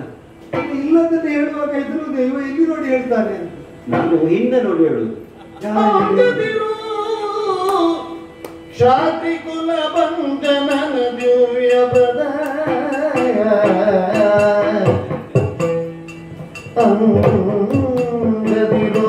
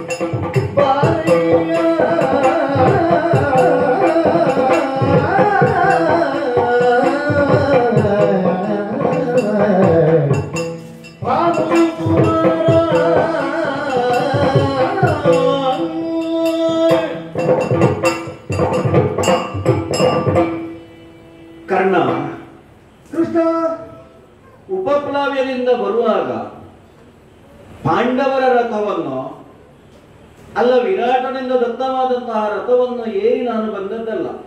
ದ್ವಾರಕೆಯಿಂದ ನಾನು ಬಂದ ದಾರುಕನೇ ಸಾರಥ್ಯ ಆಗಿರುವಂತಹ ರಥ ಏರಿ ಬಂದದ್ದು ಅನ್ನುವುದನ್ನು ನೀನು ಗ್ರಹಿಸಿದ್ದಿ, ನೋಡಿದ್ದಿ. ಹಿಂದಿನಿಂದ ತುಂಬಾ ಆಯುಧ ಉಂಟು ಅಂತ ಗಮನಿಸಿದ್ದೆ. ಅದು ಸಾತ್ಯಕ್ಕೆ ಮೊದಲಾದವರು ನಾನು ಹೊರಡುವ ಕಾಲದಲ್ಲಿ ತುಂಬಿಸಿದ್ದಾರೆ ಇರಲಿ ಅಂತ. ಹೌದು, ನಾನು ಯಾಕಿದನ್ನು ಆಡಿದೆ ಗೊತ್ತಾ? ಯಾಕ? ಒಂದು, ನಾನು ಕೌರವನ ಬೆಂಬಲಿಗ ಅಂತ ನೀನು ಹೇಳಿದೆ. ಆದರೆ ನಾನು ಕೃಷ್ಣ. ಹೌದು, ಆಸ್ಥಾನದಿಂದ ಹೊರಟ ಮೇಲೆ ರಣವೀರ್ಯವನ್ನು ಕೊಂಡು ಹೋಗಿ ನಾನು ಪಾಂಡವರಿಗೆ ಕೊಡುವವನು ಹೊರತು ಮಧ್ಯದಲ್ಲಿ ನನಗೆ ನನ್ನದೇ ಆದಂತಹ ವ್ಯಕ್ತಿತ್ವ ಇದೆ ಅನ್ನೋದನ್ನು ಸೂಚಿಸುವುದಕ್ಕೆ ನಾನು ಆಡಿದೆ. ನನ್ನ ರಥವನ್ನು ಏರಿ ಬಂದೆ. ಕರ್ಣ, ಹೌದು, ನಾನು ಭಾರತ ಸಾರಥಿ ಆಗಿದೆ. ಕೇಳಿ ಬರಲಿ. ಹೌದು, ನನಗೆ ನೀನು ಸಾರಥಿ ಆಗುವಂತ ಅವನು ಆಡಿದ್ದಾನೆ. ಅದರ ಅರ್ಥ ಏನು ಕೇಳಿದ್ರೆ, ಅರ್ಜುನನ ರಥಕ್ಕೆ ನಾನು ಸಾರಥಿ ಆಗುತ್ತೇನೆ ಹೊರತು ನನ್ನ ರಥದಲ್ಲಿ ಅಲ್ಲ. ನೀನು ರಥ ಬದಲಿಸುವುದು ಬಿಟ್ರೆ ಹೌದು, ಅವನ ರಥ ಬಿಟ್ಟು ನಿನ್ನದಕ್ಕೆ ಬರುವುದು. ನನ್ನ ರಥಕ್ಕೆ ಅವನು ಬರುವುದಕ್ಕಿಲ್ಲ, ನಾನೇ ಅವನ ರಥಕ್ಕೆ ಹೋಗುವುದು. ಇಲ್ಲಿ ಹಾಗಲ್ಲ, ನನ್ನ ರಥಕ್ಕೆ ನಿನ್ನನ್ನು ಬರ್ಲಿಕ್ಕೆ ಹೇಳುವುದು ನಾನು. ಅಲ್ಲ, ಕ್ಷಮಿಸಬೇಕು. ರಥ ಏರಿಸಿದ ನನ್ನನ್ನು ಅನಾಥನಾಗಿಸುವುದಕ್ಕಲ್ವ, ನೀನೇ ಇಳಿಯುವ ರಥದಲ್ಲಿ ನನ್ನನ್ನು ಯಾಕೆ ಏರಿಸ್ತೀಯ?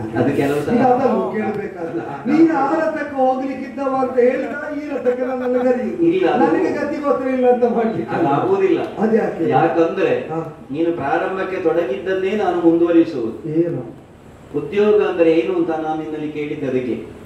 ಒಬ್ಬ ಪುರುಷ ಸಿಂಹನಾಗಿ ಲಕ್ಷ್ಮಿಯನ್ನು ವರಿಸುವುದಲ್ವ. ಹೌದು. ಈಗ ಈ ಸ್ಥಳದಿಂದ ನಾನು ಹೊರಡುತ್ತೇನೆ ಅಂದ್ರೆ ಅರ್ಥ ಏನು? ಮುಂದೆ ಈ ಸ್ಥಳವನ್ನು ನಿನಗೆ ಕೊಡ್ತೇನೆ ಅಂತ ಆಗುದಿಲ್ಲ. ಹೌದು, ಬರಿದು ಮಾಡುವುದು ಅನ್ನೋದು ಒಂದು. ಆದ್ದರಿಂದಲೇ ಸ್ಥಳ ಪಡೆಯುವವರು ಯೋಚಿಸುವುದು, ಇದು ತನಕ ಇದ್ದವರು ಬಿಡುವುದು ಯಾಕೆ ಅಂತ. ಅಂದ್ರೆ ದೋಷಪೂರ್ಣವಾದ ನೆಲೆ ಎಂಬುದರಿಂದ ಬಿಡುವುದಾದರೆ ನಾವು ಹೊಸದಾಗಿ ಅಲ್ಲಿ ನೆಲೆಗೊಳ್ಳುವುದಕ್ಕೆ ಅಯೋಗ್ಯತೆ ಉಂಟು ಅಂತ. ಬೇರೆ ವಿವರಣೆ ಬೇಕು ಸ್ವಾಮಿ. ಅಲ್ಲ, ಮತ್ತೆ ದೋಷಪೂರ್ಣವಾದ ನೆಲೆ ಅನ್ನುವ ಕಾರಣಕ್ಕಾಗಿಯೂ ಅಲ್ಲ, ಇಲ್ಲಿ ಇರುವುದಕ್ಕೆ ನೀನೇ ಯೋಗ್ಯ ಅನ್ನೋ ನೆಲೆಯಿಂದ ನನ್ನ ಹತ್ತಿರಕ್ಕೆ ನಿನ್ನನ್ನು ನೀನಿರುವ ನೆಲೆ ದೋಷಪೂರ್ಣ ಅಂತ ಹೇಳಿದ್ದಲ್ಲ, ನಾನು ಲೋಕರೂಢಿಯಲ್ಲಿ ಒಬ್ಬರು ಬರಿದಾಗಿಸಿದ ನೆಲೆಯನ್ನು ಮತ್ತೊಬ್ಬರು ಹೊಂದುವಾಗ ಈ ವಿವೇಚನೆ ಬೇಕು ಅಂತ ಹೇಳಿದ್ದು. ಸರಿ, ನೀನು ಎಲ್ಲಿದ್ದದ್ದು ಬರಿದಾಗುವುದಿಲ್ಲ. ನಿನ್ನ ಕುರಿತಾಗಿ ಅದನ್ನು ಹೊಗಳಿಕೆ, ಅದು ಪೂರ್ಣ ಇದು ಪೂರ್ಣ, ಅಲ್ಲಿಂದ ಇಲ್ಲಿಗೆ ಬಂದರೂ ಕೂಡ ಪೂರ್ಣದಿಂದ ಪೂರ್ಣ ಬಂದಂತಾಗುತ್ತದೆ ಅಂತ ಬಿಟ್ಟರೆ ಬಂದನೇ ಅಪೂರ್ಣ ಅಂತ ಆಗುವುದಿಲ್ಲ. ಆದ್ದರಿಂದ ಪೂರ್ಣದಿಂದ ಪೂರ್ಣವನ್ನು ಕಳೆದರೂ ಪೂರ್ಣವೇ ಉಳಿಯುತ್ತದೆ ಅಂತ ಈಗ ಅರ್ಥ ಆದಂತೆ ಭ್ರಾಂತಿ ಭರಿಸಿದ ಯಾವತ್ತೂ ಅರ್ಥ ಆಗದ ಮಹಾವಾಕ್ಯವನ್ನು ಪ್ರಾಚಾರ್ಯ ಹೇಳಿದ್ರು. ಕಷ್ಟ ಏನು ಗೊತ್ತಾ, ಶೂನ್ಯದಿಂದ ಶೂನ್ಯವನ್ನು ಕಳೆದರೂ ಶೂನ್ಯವೇ, ಶೂನ್ಯಕ್ಕೆ ಶೂನ್ಯವನ್ನು ಕೂಡಿಸಿದ್ರೆ ಎರಡು ಶೂನ್ಯ ಅಂತ ಹೇಳುವುದಿಲ್ಲ, ಶೂನ್ಯವೇ. ಹೌದು, ಶೂನ್ಯವೇ. ಹೌದು, ಆದ್ರಿಂದಲೇ ಶೂನ್ಯವೆಂಬುದು ಯಾವತ್ತು ಎಲ್ಲರ ಕೈಗೆ ತಕ್ಕುವ, ಯಾರಿಗೂ ಪೂರ್ಣ ತಿಳಿವನ್ನು ಬಿಟ್ಟು ಕೊಡದ ಒಂದು ಸಮಸ್ಯೆ. ನಾವೊಂದು ಕೆಲಸ ಮಾಡುವ, ಶೂನ್ಯದ ಎಡಕ್ಕೆ ಒಂದನ್ನು ಸೇರಿಸುವಾಗ ಅದಕ್ಕೊಂದು ಬೆಲೆ ಬರ್ತದೆ. ನಿನಗೆ ಎಡ ಬಲ ಅಂತ ಇರ್ತದೆ, ಎಲ್ಲಿ ಯಾವುದನ್ನು ಸೇರಿಸಬಹುದು. ಸೇರಿಸುವಂತ ನಾವು ಯಾರ ಎಲ್ಲಿ ನಿಂತಿದ್ದೇವೆ ಅಂತ ನೋಡಬೇಕು, ಬಿಟ್ರೆ ನಿನಗೆ ಎಡಬಲ ಇರ್ತದೆ. ಅದಕ್ಕಾಗಿಯೂ ನಿನ್ನನ್ನು ಕರೆದದ್ದು ನಾನು. ಅಲ್ಲ, ನೀನು ನನ್ನನ್ನು ಮೊದಲು, ನನಗಿಂತ ಮೊದಲು ಎಡಬಲ ನೋಡದೆ ಹೊಡೆಯುವವರನ್ನೇ ಕರೆದದ್ದನ್ನು ಸವ್ಯ ಸಾಕ್ಷಿ ಅಂತ. ನನಗೆ ಹಾಗೆಲ್ಲ ಆಗೋದಿಲ್ಲ ಸ್ವಾಮಿ, ಆದ್ರಿಂದ ನಾನು ಸಮಾನ. ಎಡಬೇಡದಿದ್ರೆ ಬಲ ಆದೀತು, ನನಗೆ ಬಲ ಆಗುವುದೇನು? ಅದಕ್ಕೂ ಈಗ ಅವ ಇದ್ದಾನಲ್ಲ, ಅವನ ನಾವು ಹೊತ್ತಿಗೆ ಎಡಕ್ಕೆ ನಿಲ್ಲಿಸುವ. ಇಲ್ಲಿಯ ತನಕ ಸಮಸ್ಯೆ ಆದದ್ದೇ ಅವನ ಅವಕಾಶವನ್ನು ನಾನು ನಿವಾರಿಸಿದ್ದೇನೆ ಎಂಬಂತ ಆರೋಪದಿಂದ ಅವನಿಗೆ ಎರಡು ಕಡೆಯಿಂದ ಹೊಡೆಯುವ ಯೋಗ್ಯತೆ ಇರುವಾಗ ಬಲದಿಂದ ಮಾತ್ರ ಹೊಡೆಯುವ ನಾನು ಯಾಕೆ ನಿನಗೆ? ನಾನು ಇಲ್ಲಿ ಬಲ ಆಗಿರ್ತೇನೆ. ಅಲ್ಲ, ಇಲ್ಲಿ ಯಾವುದು ಅಲ್ಲ, ನನಗೂ ಆದರೆ ಏನು ಅಂತ ನಾನು ಆಲೋಚನೆ ಮಾಡುವುದು ಅಂತ. ಅದು ನಾನು ದುರ್ಬಲ ಆಗುವುದು ಬಿಟ್ಟರೆ ನಿನಗೆ ಪ್ರಾಬಲ್ಯ ಬರ್ಲಿಕ್ಕಿಲ್ಲ ಅಂತ. ಇಲ್ಲಪ್ಪ, ಇಲ್ಲವೇ ಇಲ್ಲ. ಯಾಕಂದ್ರೆ ನಿನ್ನ ಯೋಗ್ಯತೆಯನ್ನು ನೋಡಿಯೇ ನಾನು ನಿರ್ಣಯಿಸಿದ್ದು ನನ್ನ ರಥವನ್ನು ಏರಿಸುವ. ನಾನು ಹಾಗೆ ಹೆಚ್ಚುಗಾರಿಕೆಯನ್ನು ಹೊಂದಿಸುವ ಏನು ಯೋಗ್ಯತೆ ಹೊಂದಿದ್ದೇನೆ? ನಾನು ಹಿಂದೆ ನೋಡಿ ನಿನ್ನನ್ನು ಹೇಳಿದ್ದು ಅಂತ ಸುಮ್ಮನೆ ವಿನೋದಕ್ಕಾಡಿದ್ದಲ್ಲ. ನಿನ್ನ ಜೀವನದಲ್ಲಿ ನಡೆದಂತಹ ಘಟನೆಗಳೇನುಂಟೋ ಆ ಭೂತಕಾಲವನ್ನು ನೋಡಿ ಹೇಳಿದ್ದು ಅಂತ ನಾನು ಆಡಿದ್ದು. ನೀನು ತಿರುಗಿದ್ದದಕ್ಕೆ ಹೌದು, ತಿರುಗಿ ಕುತ್ತಿಗೆ ನೋವು ಬಂದದ್ದು ಅದಕ್ಕೆ. ತಿರುಗಿ ನೋಡಿದ ಕಾರಣ ಅಂದ್ರೆ ತಿರುಗಿ ನನ್ನ ಭೂತವನ್ನು ನೋಡಿದ್ದಾನೆ. ಅದು ನೋಡಿದ್ದು ಅಂದ್ರೆ ನಿನ್ನೆ ಮೊನ್ನೆ ಅಂತಲ್ಲ, ಕೆಲವು ವರ್ಷಗಳ ಹಿಂದಿನದ್ದು. ಹಾಗಾಗಿ ಹೆಚ್ಚು ನೋಡ್ಬೇಕಾಗಿರುವಂತ ಹಿಂದೆ. ಅದೇ ನೀನು ತಲೆ ತಿರುಗಿಸಿದ್ರೆ ಸಾಕು, ಎಷ್ಟು ವರ್ಷ ಹಿಂದೆ ಕಾಣ್ತದೆ. ಅದೇ ನನಗೆ ಕಾಣುತ್ತದೆ, ಮತ್ತೆ ಉಳಿದವರ ತಲೆ ತಿರುಗಬಾರದು. ನೀನು ಪೂರ್ತಿ ತಿರುಗಿಸಿದ್ರೆ ತಿರುಗಬೇಕಷ್ಟೇ. ಕಾರಣ ನನಗೆ ಮಂತ್ರ ಆತರ ಎಲ್ಲ ಗೊತ್ತುಂಟಲ್ವ? ನನಗೆ ಗೊತ್ತುಂಟು ಅಂತ ನಿನಗೂ ಗೊತ್ತುಂಟಲ್ವ? ಬ್ರಹ್ಮಾಸ್ತ್ರ ಪ್ರಯೋಗವು ಮಾಡ್ತೀನಿ, ನೀನು ಬೇಕಿದ್ರೆ. ಮಾಡ್ಲಿಲ್ಲ ಅಂತಲ್ಲ, ಮಾಡ್ತಿ. ಇಷ್ಟು ಹೇಳಿದ ಮೇಲೆ ಮಾಡ್ತೇನೆ ಸ್ವಾಮಿ. ಪಾಂಡವರು 4 ಮಂದಿ ಒಬ್ಬೊಬ್ಬರೇ ಹೋಗಿ ರಾಜಸೂಯ ಕಾಲದಲ್ಲಿ ಗೆದ್ದು ಬಂದವರು. ನೀನು ವೈಷ್ಣವ ಯಜ್ಞ, ಸ್ವರ್ಣ ಯಜ್ಞ ಮಾಡುವ ಕಾಲದಲ್ಲಿ ಒಬ್ಬನೇ 4 ದಿಕ್ಕಿಗೆ ಹೋಗಿದ್ದೆ ಅಂತೆ. ಅದಕ್ಕೆ ಏನಾದ್ರು ಸೇರಿಸಲಿಕ್ಕೆ ಉಂಟ? ಅಲ್ಲ, ನೀನು ಹೀಗೆ ಹೇಳುವ ದಾಟಿ ನೋಡಿದ್ದೇನೆ. ನಾನು ಸ್ವತ ಜರಾಸಂಧನನ್ನು ನೀನು ಗೆದ್ದಿದ್ದಿ ಅಂತ ಇಲ್ಲಿ ಯಾರು ಸೇರಿಸ್ತೀವಿ? ನಂಗೆ ಆಶ್ಚರ್ಯ ಈ ಭಾನುಮತಿ ಸ್ವಯಂವರ ಪ್ರಕರಣದಲ್ಲಿ ನಾವು ಹೋಗುವಾಗ ಅರ್ಜುನದಲ್ಲಿ ಮಾಗದ ಹೇಳಿದ, ನೀನು ಏನಿದ್ರು ಧನುರ್ವೇದದಲ್ಲಿ ಹೊರತು ಬಾಹುಯುದ್ಧದಲ್ಲಿ ಅಲ್ಲ, ನೀನು ಅವನನ್ನು ಬಾಹುಯುದ್ಧದಲ್ಲಿ ಸೋಲಿಸಿದ್ದೀಯಂತೆ. ಕೊನೆಗೆ ಸಾಯ್ತಾನೆ ಅಂತ ಆಗುವಾಗ ನಿನಗೊಂದು ಪಟ್ಟಣ ಉಡುಗೊರೆ ಕೊಟ್ಟಿದ್ದಾನಂತ. ಅದೇ ಕೊಟ್ಟಿದ್ದಾನಂತ. ದ್ರೋಣರು ನಿನಗೆ ಮಂತ್ರಾಸ್ತ್ರ ಕಲಿಸುವುದಿಲ್ಲ ಅಂತ ಹೇಳಿದಾರಂತಲ್ವ? ಹೌದು, ನಮ್ಮದೆಲ್ಲ ಹಣೆ ಬರ ಸ್ವಾಮಿ, ಕಲಿಸದವರಲ್ಲೇ ಮೊದಲು ಬೇಡುವುದು ನಾವು. ಅಲ್ಲ, ಅದು ಕೆಲವು ಶಿಷ್ಯಂದಿರ ಗ್ರಹಚಾರ ಹೇಳುದು. ನಾನು ಸರಿ ಗೊತ್ತಿಲ್ಲದವರನ್ನೇ ಗುರುಗಳು ಅಂತ ಹೇಳುದು, ನಮ್ಮ ಗುರುಗಳು. ಆಯ್ತು, ಅವ ಏನಾದ್ರು ಹೇಳಿಕೊಡ್ತಾನ ಕೇಳಿದ್ರೆ ಏನು ನೀವು ಕಲಿಯಿರಿ ಅಂತ ಹೇಳುದು ಅವ. ಅಲ್ಲ, ನನ್ನ ಬಳಿಕ ಕಲಿಸದವರಲ್ಲಿ ಕಲಿಸಬೇಕು ಅಂತ ಯಾರೋ ಬೇಡಿಕೊಂಡು ಬಂದಿದ್ರಂತೆ ಇಲ್ಲಿಗೆ ದ್ರೋಣರು. ಸರಿ, ಹೌದು. ಅವನು ಈಗ ಎಲ್ಲಿದ್ದಾನೆ ಸ್ವಾಮಿ? ಅವನು ಇದ್ದಾನೆ ಕಾಡಿನಲ್ಲಿ. ನಿಂದು ಗೊತ್ತುಂಟ? ಇನ್ನೊಂದು ನೋಟ ಉಂಟ ನಮ್ಮದು. ಅಂದ್ರೆ ನಾನು ಹಾಗೆ ಹೇಳೋಕೆ ಬದಿದ್ದೇನೆ. ಅದೇ ನೀವು ಕೆಲವೊಂದು ಮುಖ ತೋರಿಸುದಿಲ್ಲ, ಮುಖ ನೋಡಿದ್ರೆ ನಮ್ಗೆ ತುಂಬಾ ಏನು ಅರ್ಥ ಆಗುದಿಲ್ಲ. ಅದು ಯಾವತ್ತು ನಗಾಡ್ತಾ ಇದ್ರು ಮುಖ ಅದರಲ್ಲಿ ಏನು ಭಾವ ಅಂತ, ಯಾವತ್ತು ಪ್ರಸನ್ನ ಭಾವ ಮಾತ್ರ ಗೊತ್ತಾಗುತ್ತೆ. ಇರ್ಲಿ ಕೇಳಿದಷ್ಟೇ, ನನ್ನ ಪಾಡಿ ಹೀಗಾಗಿದೆ ಮತ್ತೊಬ್ಬರ ಪಾಡಿ ಹೇಗಾಗಿದೆ ಅಂತ ನಮ್ಗೆ ಗೊತ್ತಿಲ್ಲ, ದೇವರಿಗೆ ಗೊತ್ತಿರ್ತ ಅಂತ ಕೇಳಿದ್ರೆ ಅಂದ್ರೆ ಇದ್ದಾನೆ ಅವನು ಇದ್ದಾನೆ. ಹೌದು, ಬಲ ಹೋಗಿ ಎಡ ಆಗಿದೆ ಅಂತ ಅಷ್ಟೇ ವ್ಯತ್ಯಾಸ. ಬಲದಲ್ಲಿ ಇಲ್ಲ, ಹಾಗಾಗಿ ಎಡ. ಹೌದಪ್ಪ, ಬಲದ್ದು ಅದು ಎಡವೇ ಸಾಕು ಅಂತ ಬಲದ್ದು ತೆಗೆದಕ್ಕೆ. ಹೌದು ಹೌದು. ಈಗ ಅವನು ಹೇಗೆ ಇರ್ಲಿ, ಈಗ ನೀನು ಮಂತ್ರಾಸ್ತ್ರಗಳನ್ನೆಲ್ಲ ಲೀಲಾಜಾಲವಾಗಿ ಪ್ರಯೋಗಿಸ್ತಾ ಇದ್ದಿ. ಹೌದು ಹೌದು. ಇಂತಹ ಪರಾಕ್ರಮಿಗಳಿಗಾದ್ರೂ ಪಂಥವನ್ನು ಒಡ್ಡುವಂತಹ ಒಂದು ಎದೆಗಾರಿಕೆ ನಿನ್ನಲ್ಲುಂಟು, ಎಲ್ಲಿಂದ ಬಂತು ಅಂತ ನಾನು ಸ್ವಲ್ಪ ಆಲೋಚನೆ ಮಾಡಿದೆ. ನೀನು ಅದನ್ನು ಆಲೋಚನೆ ಮಾಡ್ಲಿಕ್ಕೆ ತೊಡಗಿದ್ದೆ. ಹೌದು, ಎಲ್ಲಿಂದ ಬಂತು? ಕರ್ಣನಿಗೆ ಕುತೂಹಲ ಅಲ್ವಾ, ಜಗತ್ತಿನಲ್ಲಿ ಕುತೂಹಲ ಅನ್ನೋದು ಸಾಮಾನ್ಯರಿಗೆ ಇಲ್ವೋ? ಆಗ ಗೊತ್ತಾಯ್ತು ನನಗೆ, ನೀನು ಅಲ್ಲಿಗೆ ಹೋಗಿದ್ದಿ. ನೀನು ಸಾಮಾನ್ಯರಂತೆ ಕುತೂಹಲ ತಾಳುವುದಕ್ಕಾಗಿ ಮನುಷ್ಯ ಆದ ದೇವರು ಅಲ್ಲ, ಮನುಷ್ಯ ಆದ ಕಾರಣ ಕುತೂಹಲ ತಾಳೆ. ಅದೇ ಗೊತ್ತಾಯ್ತು. ಹೇಗೆ ಹೇಳಿದ್ರು ಉತ್ತರ ಒಂದೇ. ಸರಿ, 6 3 ಆದ್ರು, 3 6 ಆದ್ರು, 5 4 ಆದ್ರು, 8 1 ಆದ್ರು, 9. ಅಲ್ಲ, ಇದು ನನ್ನ ಹುಟ್ಟಿನ ಕಥೆ ಹೇಳುದು. ಇಲ್ಲ, 9ರ ಕಥೆ, ನವನವವಾದಂತಹ 8ರ ಕಥೆ ಹೇಳಿ. ಸರಿ ಸರಿ ಇರ್ಲಿ. ಎಲ್ಲಿಂದ ಅಂತ ನಾನು ಆಲೋಚನೆ ಮಾಡಿದೆ. ಆಗ ನನಗೆ ಅರ್ಥ ಆಯ್ತು, ನೀನು ಸಾಮಾನ್ಯರಲ್ಲಿ ಕಲ್ತದ್ದಲ್ಲ, ಅಸಾಮಾನ್ಯರು ಲೋಕದಲ್ಲಿ ಕಲಿಸಿದವರ ಸಾಮಾನ್ಯ. ಕ್ಷಾತ್ರ ಕುಲಕ್ಕೆ ಭಂಜನ ಅನ್ನುವಂತಹ ಒಂದು ನೆಗಳುತೆಯನ್ನು ಪಡೆದವರು. ಅಂತಹ ಪರಶುರಾಮನ ಬಳಿಗೆ ಹೋಗಿ ಅವರಿಂದಲೇ ಸಕಲ ಮಂತ್ರಾಸ್ತ್ರಗಳನ್ನು ಕಲಿತವ ನೀನು. ಒಂದು ನೋಟದಿಂದ ಒಂದು ರೂಪಕವಾಗಿ ಹೇಳುವುದಿದ್ರೆ, ಅವರ ಪಾದವೆನ್ನುವಂತಹ ಕಮಲದಿಂದ ವಿದ್ಯೆ ಅನ್ನುವಂತಹ ಮಧುವನ್ನು ಈಂಟಿದಂತಹ ದುಂಬಿ ನೀನು. ನಿನಗೆ ಅಲ್ಲಿ ಹೋಗಿ ನಾನು ಸೇವಿಸಿ ವಿದ್ಯೆ ಹೊಂದಿದ್ದಕ್ಕೆ ರೂಪಕವಾಗಿ ಕೊಡುವುದಕ್ಕೆ ದುಂಬಿ ಬಿಟ್ಟು ಬೇರೆ ಏನು ಸಿಕ್ಕಲಿಲ್ಲ. ಹಾಗೆ ಬಂದೋಯ್ತು, ಗೊತ್ತಾಯ್ತು. ಅದು ಹಾಗೆ ಬರಬೇಕಾಗ್ತದೆ ನಿನ್ನ ಬಾಯಿಂದಲ್ಲೋ. ಕ್ಷಾತ್ರಿ ಕುಲ ಭಂಜನನ ದಿವ್ಯ ಪದ ಕಂಜ ಭೃಂಗವು ನೀನು. ಅಂತಹ ನೀನು ಈಗ ಸಾಮಾನ್ಯರಿಗೆ ಪರಶುರಾಮರು ವಿದ್ಯೆ ಕಲಿಸಿದರು. ಭೀಷ್ಮರು ಹೋಗುವ ಕಾಲದಲ್ಲೇ ಕಲಿಸುವುದಿಲ್ಲ ಅಂತ ಹೇಳಿದವರು ಮತ್ತೊಂದು ದೇವ ಸಂಸರ್ಗ ಉಂಟು, ಗಂಗೆಯ ಮಗ ಅನ್ನುವ ಕಾರಣಕ್ಕೆ ಕಲಿಸಿದ್ದು. ಅಂತಹ ಒಂದು ನೆಗಳುತೆಯನ್ನು ಹೆಗ್ಗಳಿಕೆಯನ್ನು ಪಡೆದಂತಹ ನೀನು ನನ್ನ ರಥ ಏರುವುದಕ್ಕೆ ಹಿಂಜರಿಯುವುದ? ಸ್ವಾಮಿ, ವಾಮನ ಸ್ವರೂಪ ಬಲಿಯ ಯಜ್ಞವಾಟಿಕೆಯನ್ನು ಪ್ರವೇಶಿಸಿ ಹಿರಣ್ಯಾಕ್ಷ ಹಿರಣ್ಯಕಶಿಪು ಮೊದಲಾದವರನ್ನು ಹೊಗಳಿದ್ದು ನೆನಪಾಗ್ತದೆ. ಹೌದಲ್ಲ, ಒಂದವನೇ ಹೊಗಳಿದ್ದು. ಆದ್ರೆ ನಿನ್ನ ಅಜ್ಜಂದಿರಲ್ಲ ಏನು ಮಾಡಿದ್ದಾರೆ ಗೊತ್ತುಂಟು ಅಂತ ಕೇಳುವಾಗ ನಿನ್ನ ಕುಲದೊಳು ಯಾಚಿಸಿದರಿಗೆ ಧಿಕ್ಕಾರಗೈದವರನ್ನು ಕಂಡಿಲ್ಲ ಈವರೆಗೆ ಅಂತ ಹೇಳ್ತಾ ಹಿರಣ್ಯಾಕ್ಷರನ್ನು ಹೊಗಳಿದ್ಯಂತೆ, ಹಿರಣ್ಯಕಶಿಪುವನ್ನು ಹೊಗಳಿದ್ಯಂತೆ, ಆಮೇಲೆ ಪ್ರಹ್ಲಾದನನ್ನು, ಆಮೇಲೆ ವಿರೋಚನವನ್ನು, ಸರಿ ಹೀಗೆ ಹೊಗಳ್ತಾ ಬಂದಿರುತ್ತೆ. ನಿಜವಾಗಿ ನೀನು ಮಾಡಿದ್ದು ಹೊಗಳಿಕೆ. ಆದರೆ ಈ ಹೊಗಳಿಕೆಯನ್ನ ಕೇಳಿ ಕೊಡ್ತೇನೆ ಅಂತ ಹೇಳಿದ ಬಲಿ ಈಗ ಎಲ್ಲಿದ್ದಾನೆ? ಕೆಳಗೆ. ಇಲ್ಲಿ ಸುಂದರ ಅಂತ ಹೆಸರು, ಅದು ನೀನು ಮೆಟ್ಟಿದ್ರಿಂದ ಅವ ಹೋಗಿ ಸೇರಿದ ಅಷ್ಟು ಕೆಳಗೆ. ಈಗ ನೀನು ಯಾವುದನ್ನು ಕಡಿಯುವುದಕ್ಕೆ ಈಗ ಮಾತಾಡ್ತಾ ಇರೋದು ಅಂದ್ರೆ ಮುರಮಥನ ಯದುವಂಶ ವರ ನೀನು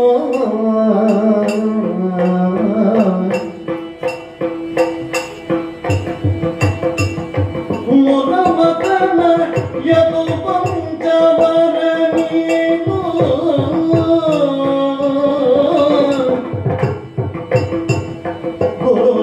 ಗುರುಶಾಪಧರನು ಸೂತ ಜನಾನು ಬರಲಿಂದು ಹರಿಯೇ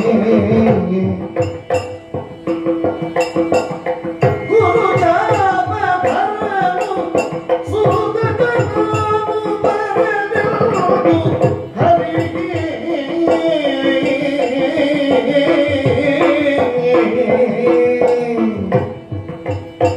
ಮುರಮದನ ಯದುವಂಶವರ ನೀನು ಗುರುಶಾಪಧರನು ಸೂತ ಜನಾನು ಬರಲಿಂದು ಹರಿಯೇ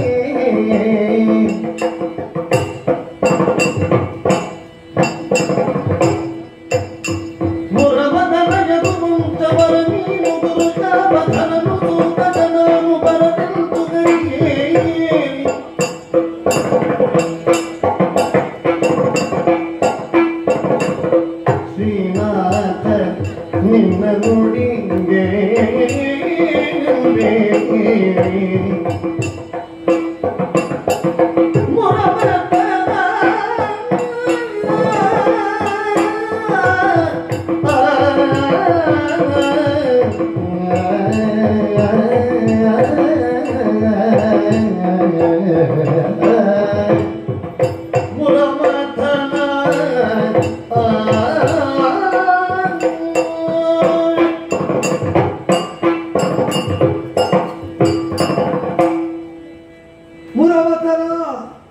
ಕರ್ಣ, ನಿನ್ನ ಸಂಕಲ್ಪ ಅಸಾಧ್ಯವಾಗುವಂತೆ ಮಾಡ್ತೇನೆ ಎಂಬ ಹುಚ್ಚು ಹುಮ್ಮಸ್ಸಿನ ವೀರೋದ್ಗಾರವೇನು ಕರ್ಣನಲ್ಲಿ? ತಾನು ಬಲಿದ ಪಾಶದಿಂದ ಸರ್ವತೋಭದ್ರವಾಗಿ ಪ್ರಾಗ್ಯೋತಿಶವನ್ನು ರಕ್ಷಿಸ್ತೇನೆ ಎಂಬ ಭ್ರಮೆಯಲ್ಲಿ ಮಲಗಿದ ಮುರಾಸುರನಂತೆ ನಾನು ಅಜಾಗರೂಕನು. ಎಷ್ಟು ಎಚ್ಚರದಲ್ಲಿದ್ದರೂ ಕಡಿಯುವುದಕ್ಕೆ ಹೊರಟವನು ನೀನಾದರೆ ಒಂದು ಪಾಶವು ಉಳಿಯುವುದಿಲ್ಲ ಅಂತ ಗೊತ್ತುಂಟು. ಆದ್ದರಿಂದ ನೀನು ವಾದ್ಯಾಲದಲ್ಲಿ ನನ್ನನ್ನು ಸುತ್ತಿ ಸುಳಿದು ಸೆಳೆಯುವುದಕ್ಕೆ ಹೊರಟ್ರೆ ನನ್ನ ಪ್ರಯತ್ನವೇ ಇಲ್ಲದೆ ನಿನಗೆ ಬೇಕಾದ ನೆಲೆಗೆ ನಾನು ಬಂದು ಸೇರ್ತೇನೆ ಅಂತ ನನಗೆ ಗೊತ್ತುಂಟು. ಮತ್ತೆ ಯಾಕೆ ಮಾತಿನಲ್ಲಿ ನನ್ನನ್ನು ಕೆಡ ಹಾಕುವ ಪ್ರಯತ್ನ ಮಾಡಿ? ಅಲ್ಲ, ಏನಾಯ್ತಪ್ಪ? ಆಚಾರ್ಯ ಮಾರ್ಗವರ ಶಿಷ್ಯತ್ವವನ್ನು ಅಂಗೀಕರಿಸಿದ ಪ್ರಕರಣವನ್ನು ಹೇಳುತ್ತಾ ಅವರ ಪಾದ ಕಂಡ ಭೃಂಗರು. ಹೌದು, ನಿರಂಜನನು ಗುಣತಿ. ಅದು ಬೇರೆ. ಹೌದು, ಅದು ಮರ್ತೋಯ್ತಾರೆ.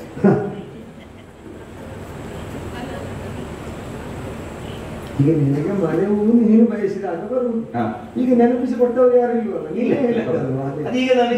ನಿನ್ನ ಬಾಯಿಂದ ಬೇಕಾದದ್ದು ಬರ್ತದೆ. ನನಗೆ ಈ ಬಾಲ್ಯದಿಂದಲೇ ದನ ಕಾದು ಎಲ್ಲಿ ಯಾವುದನ್ನು ಹೇಳಬೇಕು ಅಂತ ಮರ್ತೋದು. ಹೌದೌದು. ಆದ್ರೆ ಕೆಲವರು ಎಲ್ಲಿ ಏನು ಹೇಳಿದ್ರು ಅದು ಕೂತುಕೊಳ್ಳುತ್ತದೆ, ಅಷ್ಟು ಸರಿಯಾಗಿ ಕೂತುಕೊಳ್ಳುತ್ತದೆ. ಅದು ಇಲ್ಲೇ ಬರ್ಬೇಕಾದ್ರು ಅಂತ ಕಾಣುದು. ಸ್ವಾಮಿ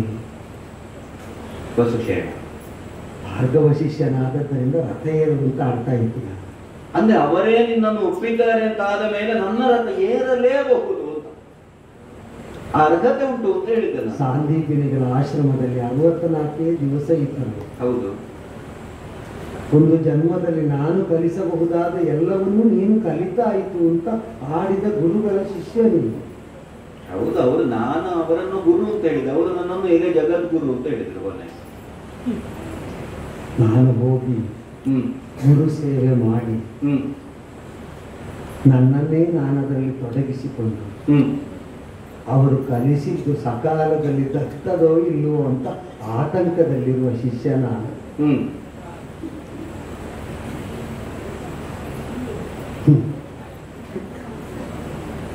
ಗುರುಗಳಲ್ಲಿಂದ ಹೊರಡುವಾಗ ವರರೂಪಿಯಾದ ನೀನು ಹೊರಟು ಹೋದರೆ ಬದುಕಿಗೆ ಬಡಿದ ಶಾಪವನ್ನು ಅನುಭವಿಸುವುದಲ್ಲದೆ ನನಗಿನ್ನೇನು ಇಲ್ಲ ಎಂಬ ಭಾವದಲ್ಲಿ ಗುರುಪತ್ನಿ ವಿಲಪಿಸ್ತಾ ಇದ್ದಾಗ ಪೀತಾಂಬರಧಾರಿಯಾದ ನೀನು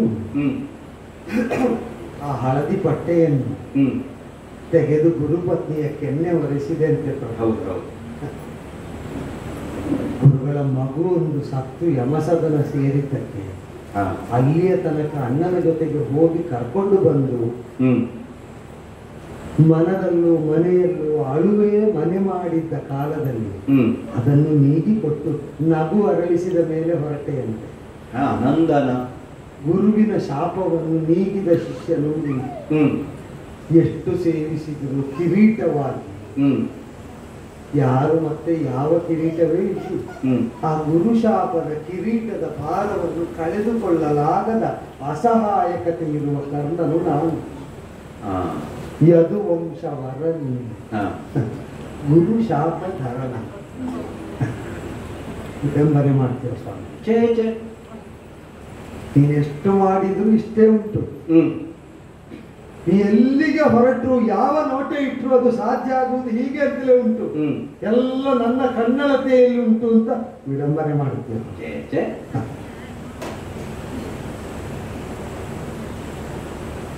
ಸಮರದಲ್ಲಿ ಆಸಕ್ತನಾಗಿರುತ್ತಿದ್ದೇನೆ. ಸಮರ ಸಾಗರ ತರಣಕ್ಕೆ ನನ್ನನ್ನು ಮಹಾನಾವೆಯಾಗಿ ಕೌರವ ಅಂಗೀಕರಿಸಿ ಏರಿ ಹೋಗುವುದಕ್ಕೆ ಸನ್ನದ್ಧನಾಗಿದ್ದಾರೆ.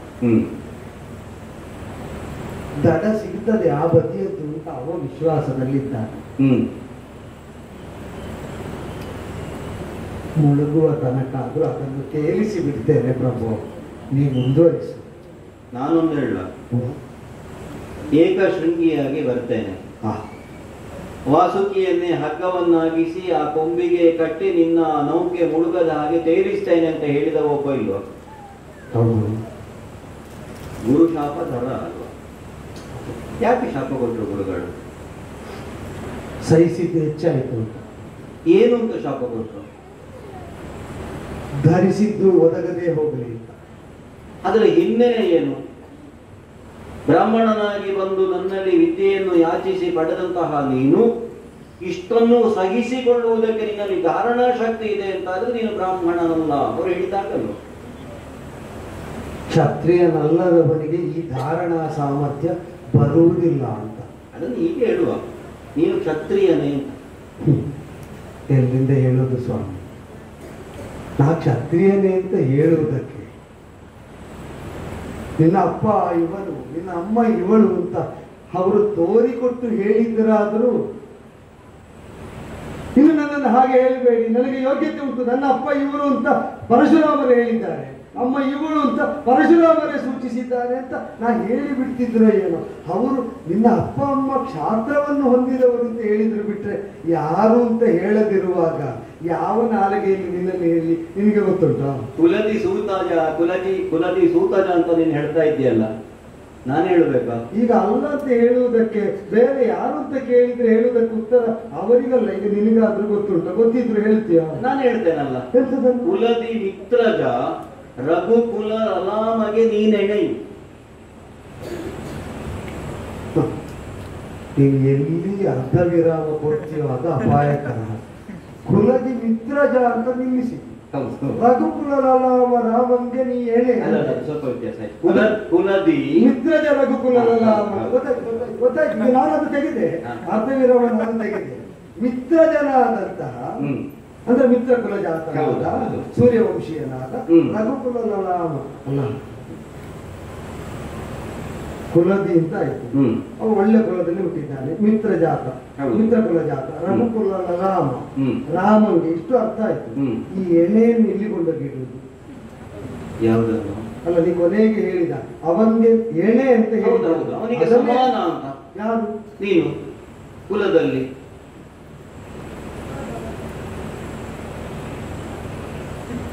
ಯಾವುದಕ್ಕೆ ನಾನು ತೊಡಗಿದ್ದೆ ಹೇಗೆ? ಕಥನ ಕಾರಣ ಅಂತಲ್ವ? ನೋಡು, ನೀನು ತೊಡಗಿದರೆ ಸುಧಾ ವಿನೂತನ ಶ್ರವಣಕ್ಕೆ ಹೌದು ಕಥನ ಕಾರಣ. ನಾನು ವಿನೂತನವಾದ ಒಂದು ಕಥನವನ್ನು ಹೇಳ್ತೇನೆ ನಿನಗೆ, ಕೇಳುತ್ತೆ. ಕುಲದಿ ಮಿತ್ರಜ ಅಲ್ಲ, ಮಿತ್ರಜ ಅಂದ್ರೆ ದಿವಾಕರ ತನಯ.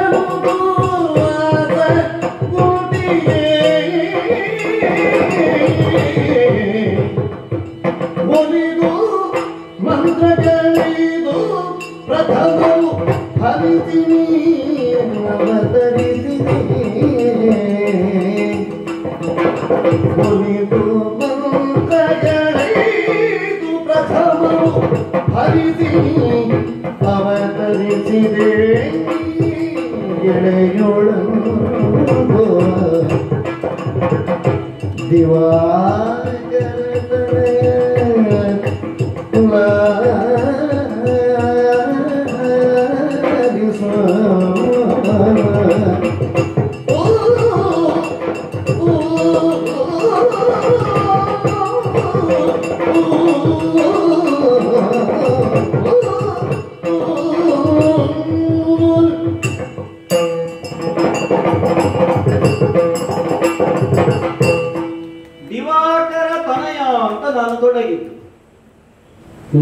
ನಿನ್ನಲ್ಲೇ ತೊಡಗಿದ್ದು ಗೊತ್ತಾಯಿಲ್ಲ. ಸೂರ್ಯ ಸಮ ತೇಜಸ್ಸು ನಿನ್ನಲ್ಲುಂಟು, ಅದನ್ನು ನೋಡಿದವರು ಕಡಿಮೆ. ಮತ್ತೆ ಒಂದು ಉಂಟು, ಏನು ಸ್ವಾಮಿ? ಮುದ್ದು ಮಕ್ಕಳನ್ನು ನೋಡುವಾಗ, ಅವರ ಮುಖವನ್ನು ಕಾಣುವಾಗ, ಅಯ್ಯೋ ಚಂದ್ರನ ಚೂರೇ ಭೂಮಿಗೆ ಬಂದಿದೋ ಅಂತ ಹೇಳುವುದಿಲ್ಲ. ಹಾಗೆ ಪ್ರಖರವಾದಂತಹ ಒಂದು ತೇಜಸ್ಸಿನಿಂದ ನಮ್ಮ ಕಣ್ಣ ಮುಂಭಾಗದಲ್ಲಿ ಕಂಗೊಳಿಸುವಾಗಲೂ ನಮ್ಮ ಅರಿವಿಲ್ಲದೆ ಅಂತಹ ಒಂದು ಸಂಬೋಧನೆ ಬಂದು ಹೋಗುತ್ತದೆ. ಆದ್ರೆ ಇದು ಹಾಗಲ್ಲ. ಮತ್ತೆ ಉದ್ದೇಶಪೂರ್ವಕವಾಗಿ ನಾನು ಆಡಿದಂತಹ ಮಾತು ನನಗೆ ಕುತೂಹಲ ಉಂಟ, ಕೇಳಬೇಕು ಸ್ವಾಮಿ. ಕುತೂಹಲವೇ ಕೆಲವು ಸಾರಿ ವಿಶಿಷ್ಟವಾದ ಸನ್ನಿವೇಶಗಳಿಗೆ ಕಾರಣವಾಗಿ ಬಿಡ್ತಾರೆ. ಒಬ್ಬಳು ಹುಡುಗಿ, ಅವಳಲ್ಲಿ ಸಹಜವಾಗಿ ಹುಟ್ಟಿದಂತಹ ಕುತೂಹಲದಿಂದಲೇ ದೊಡ್ಡದಾದಂತಹ ಒಂದು ಪ್ರಕರಣವೇ ನಡೆದು ಹೋಯಿತು ಅಂತ. ಯಾವ ಹುಡುಗಿ ಏನು ಪ್ರಕರಣ ಅಂತ ಗೊತ್ತಾಗಲಿಲ್ಲ. ಏನಿಲ್ಲ, ಅವಳು ಬಾಲ್ಯದಲ್ಲಿರುವಾಗ, ಅಲ್ಲ ಬಾಲ್ಯದಲ್ಲಿ ಇಲ್ಲದಿದ್ದರೆ ಹುಡುಗಿ ಅಂತ ಹೇಳುವುದಿಲ್ಲ, ಆ ಅರಮನೆಗೆ ಜ್ಞಾನಿಗಳಾದಂತಹ ದುರ್ವಾಸರು ಬಂದರಂತೆ. ದುರ್ವಾಸರು ಬಂದರು, ನಿನಗೂ ಗೊತ್ತಿದೆ. ದುರ್ವಾಸರು ಬಂದರೆ ಅವರಿಗೆ ಯಾವಾಗ ಸಿಟ್ಟು ಬರ್ತದೆ, ಯಾವಾಗ ಶಾಂತರಾಗ್ತಾರೆ ಅಂತ ಗೊತ್ತಾಗೋದಿಲ್ಲ. ಅರಮನೆಯಲ್ಲಿರುವಂತಹ ಅರಸನಿಗೆ ಸ್ವಲ್ಪ ಚಿಂತೆ ಆಯಿತು, ಹೇಗಪ್ಪ ಇವರನ್ನು ನೋಡಿಕೊಳ್ಳುವುದು. ಹಾಗಾಗಿ ಮಗಳನ್ನು ಕರೆದು ಹೇಳಿದನಂತೆ, ಮಗಳೇ, ಇವರನ್ನು ನೋಡಿಕೊಳ್ಳುವಂತಹ ಹೊಣೆಗಾರಿಕೆ ನಿನ್ನದು. ಅವಳಿಗೆ ದುರ್ವಾಸ ಆದರೇನು, ವಿಶ್ವಾಮಿತ್ರರಾದರೇನು, ವಸಿಷ್ಠರಾದರೇನು, ಅಲ್ಲ ಮತ್ತೊಬ್ಬರಾದರೇನು ಅವಳಿಗೆ ಗೊತ್ತಿಲ್ಲ. ತನ್ನ ಮುಂಭಾಗದಲ್ಲಿ ಬಂದವರು ಯಾರು ಅಂತ. ಅವಳ ಸಹಜವಾದಂತಹ ಸ್ವಭಾವದಿಂದಲೇ ಎಷ್ಟು ಸಾಧ್ಯವೋ ಅಷ್ಟು ರೀತಿಯಲ್ಲಿ ಆ ಋಷಿಗಳನ್ನು ಸತ್ಕರಿಸಿದಳು. ಸರಿ, ಶಾಂತರಾದ್ರಲ್ಲ ದುರ್ವಾಸರು. ಆ ಮಗುವಿನ ಕುರಿತಾಗಿ, ಹುಡುಗಿಯ ಕುರಿತಾಗಿ ಒಂದು ಅನುಗ್ರಹ ಭಾವ ಅವರಲ್ಲಿ ಒಡೆಯಿತು. ನಿನಗೆ ಏನಾದರೂ ಕೊಡಬೇಕು, ನಾನು ಕೊಡ್ತೇನೆ. ಅವಳು ಹೇಳಿದ್ಲಂತೆ, ನನಗೇನು ಬೇಡ, ನನ್ನಪ್ಪ ನಿಮ್ಮ ಸೇವೆ ಮಾಡ್ಲಿಕ್ಕೆ ಹೇಳಿದ್ದಾರೆ, ನಿಮಗೆ ಸಂತೋಷ ಆಯ್ತಲ್ಲ ಅಷ್ಟೇ ಸಾಕು. ಅಲ್ಲಲ್ಲ, ನಾನು ಕೊಡುವುದೇ, ನಿರ್ಣಯ ಮಾಡಿದ ಮೇಲೆ ಕೊಡುವುದೇ. ನನಗೆ ಬೇಕಾದವರಿಗೆ ಬೇಡಿದ್ದು ಸಿಕ್ಕುವುದಿಲ್ಲ, ಬೇಡ ಅಂತ ಹೇಳಿದವರಿಗೆ ಬೇಡ ಬೇಡ ಅಂತಿದ್ದು ಸಿಗ್ತದೆ. ಅದು ಏನಾಯ್ತು ಗೊತ್ತಾ, ದುರ್ವಾಸನಿಗೆ ಬರುವುದಕ್ಕೆ ಮೊದಲೇ ನಿರ್ಣಯ ಮಾಡಿ ಬಂದಿದ್ದಾರೆ, ಕೊಡುವುದೇ ಅಂತ. ಇವರು ಸೇವೆಗೆ ಇಟ್ಟದ್ದೇ ಅವ್ರು ಏನು ಕೊಡದೆ ಹೋಗ್ಲಿ ಅಂತ. ಹೌದು, ಅಂದ್ರೆ ಇವಳಲ್ಲೂ ಒಂದು ಸಂತೋಷ ಆದರೆ ಸಾಕು ಅಂತ ಆಲೋಚನೆ ಮಾಡಿದ. ಅಂದ್ರೆ ಅವರು ಕೊಡುವುದಿದ್ರೆ ಶಾಪ ಮಾತ್ರ ಎಂಬ ಪೂರ್ವಾಗ್ರಹದಲ್ಲಿ ಮಾಡಿದ್ರೆ ಹೌದೌದು, ಕೊಡದೆ ಹೋಗ್ಲಿ ಅಂತ. ಆದ್ರೆ ಇವರು ಕೊಡ್ತೇನೆ ಹೇಳಿದ್ರು. ಕೊನೆಗೆ ಏನೋ ಮಂತ್ರಗ್ರಾಮವನ್ನು ಕೊಟ್ಟು ಹೋದ್ರಂತೆ. ಯಾವುದನ್ನು? ಮಂತ್ರಗ್ರಾಮ, ದೇವಹೂತಿ ಅಂತ ಏನೋ ಹೇಳ್ತಾರೆ. ಯಂ ಯಂ ದೇವೇನ, ಅಂದ್ರೆ ಯಾವ ಯಾವ ದೇವರ ಹೆಸರನ್ನು ಹೇಳಿ ನೀನು ಈ ಮಂತ್ರವನ್ನು ಹೇಳುತ್ತೀಯೋ ಅವರು ನಿನ್ನ ಬಳಿಗೆ ಬರ್ತಾರೆ, ಮಕ್ಕಳನ್ನು ಕರುಣಿಸ್ತಾರೆ ಅಂತ ಹೇಳಿ ದುರ್ವಾಸರು ಹೋದರು. ಏನು ಮಾಡುವ, ಅವಳಿಗೆ ಗೊತ್ತುಂಟ, ಏನು ಅಂತ ಅವಳಿಗೆ ಒಂದು ಅರ್ಥ ಆಯ್ತು. ಏನು?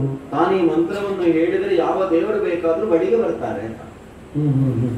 ಬಾಲ್ಯ, ಸೂರ್ಯನನ್ನು ನಿತ್ಯವೂ ನಾವು ದೇವರು ಅಂತ ಹೇಳ್ತೇವೆ. ಭಗವಾನ್ ಸೂರ್ಯನಾರಾಯಣ, ಭಗವಾನ್ ಭಾಸ್ಕರ.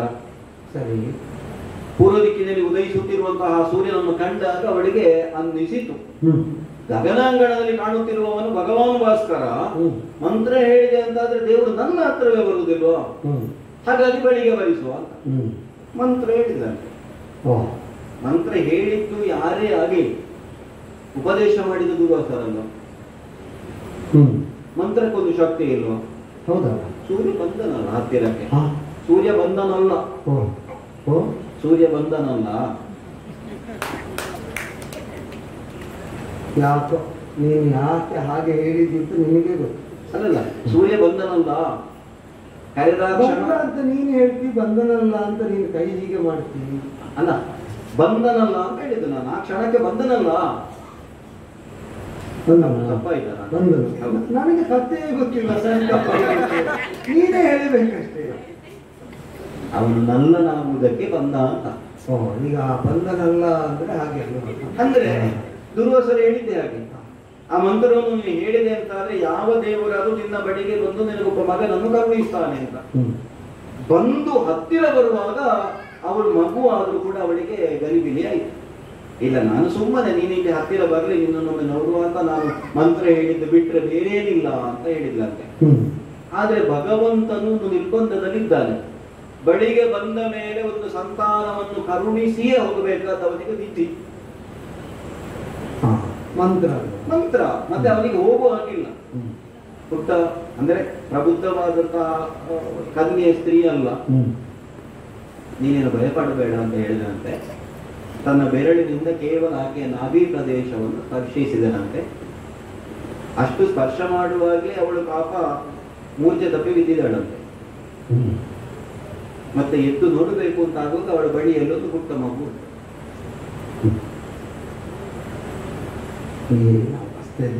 ಏನು ಅವಸ್ಥೆ ಅಂತ. ಅಮ್ಮ ಯಾರು ಅಂತ ಬೇಕು ಅಂದವರಿಗೆ ಅಮ್ಮ ಇಲ್ಲ, ಮಗು ಬೇಡ ಅಂತಿದ್ದವರಿಗೆ ಕೈಯಲ್ಲಿ ಮಗು. ಎಂತದ ಅವಶ್ಯಕತೆ. ಅದೇ ಕಥನ ಕಾರಣ. ಹೇಳಿದಕ್ಕೊಂದು ಕಾರಣ ಇರಬೇಕು. ಏನು ಮಾಡುವ ಹೇಳು. ನಾವೇನು ಮಾಡುವುದಕ್ಕೆ ಕೇಳುವುದು ಮಾತ್ರ. ಅವಳಿಗೂ ಗೊತ್ತಾಗಲಿಲ್ಲ. ಆದರೆ ಅವಳ ಜೊತೆಯಾಗಿ ಇರುವಂತಹ ಅವಳ ಅತ್ಯಂತ ಆತ್ಮೀಯಳಾದ ಒಬ್ಬ ಸಖಿಗೆ ಈ ವಿಷಯ ಗೊತ್ತಾಯ್ತು.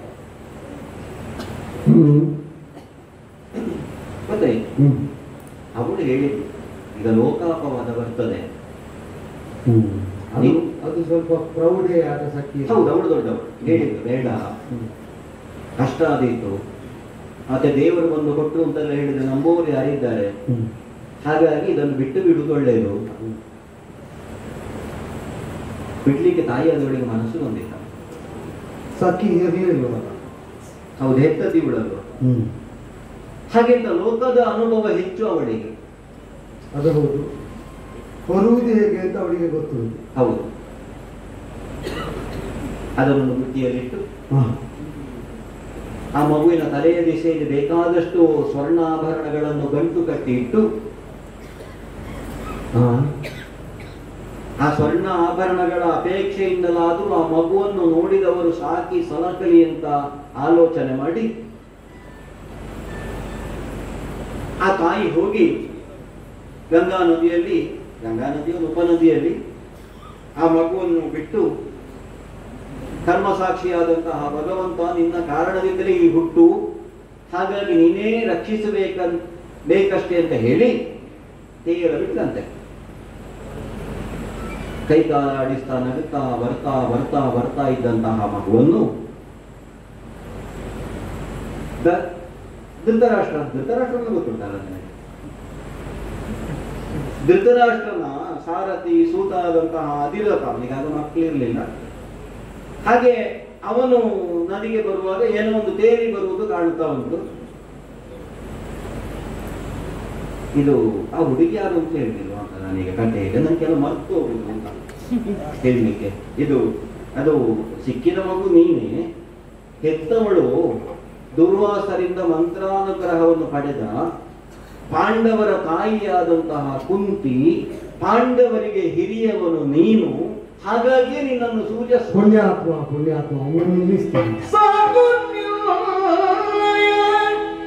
ಮಾದನು ಈ ಕಿವಿಯೊಳ ಕೇಳಲಾರೆನು ಸಾಕು ಸಾಕು ಸಾಕು ನಿಮ್ಮಯ ಮಾದನು ಈ ಕಿವಿಯೊಳ ಕೇಳಲಾರೆನು ಏಕೆ ಹತಭಾಗ್ಯನನು ನೋಯಿಬೆ, ಏಕೆ ಹತಭಾಗ್ಯನನು ನೋಯಿಬೆ. ಲೋಕವಂದನೆ ಈ ದಿನ ಆ ಕಥನದಿ ಸಾಕು ನಿಲ್ಲಯ ಮಾತನು ಕೇಳಲಾರೆನೋ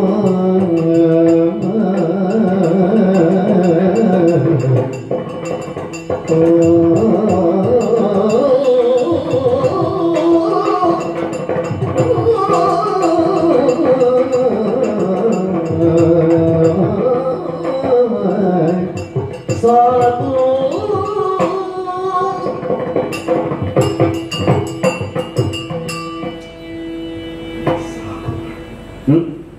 ಸಾಕು ಮಾಡು.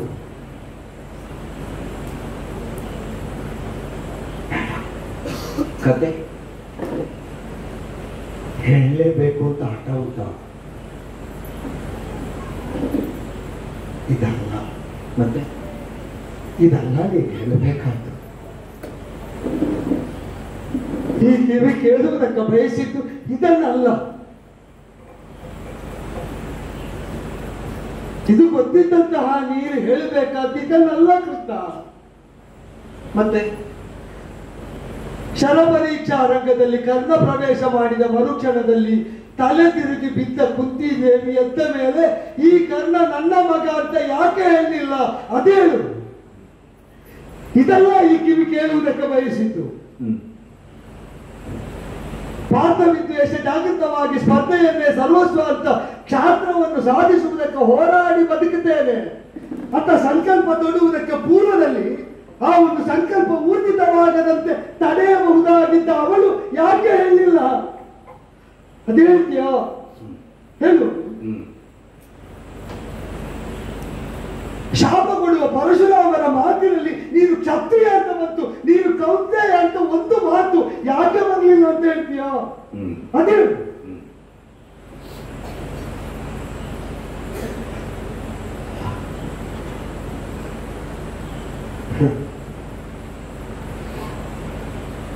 ಐದು ಜನರನ್ನು ಹೊಂದುವ ಪಾಂಚಾಲಿ ತಾನು ವರ್ಣಮಾಲಿಗೆ ಹಾಕುವುದಕ್ಕೆ ಬೇಗಿತವಾಗುವ ಮತ್ಸಲಾಂಚಲ ನೋಡ್ತಾ ಇದ್ದ ಕಾಲದಲ್ಲಿ ಇದನ್ನು ಭೇದಿಸುವ ಬಾಣ ಎಲ್ಲಿಂದ ಬರ್ತದೆ ಅಂತ ನೋಡ್ತಾ ಇದ್ದ ಕಾಲದಲ್ಲಿ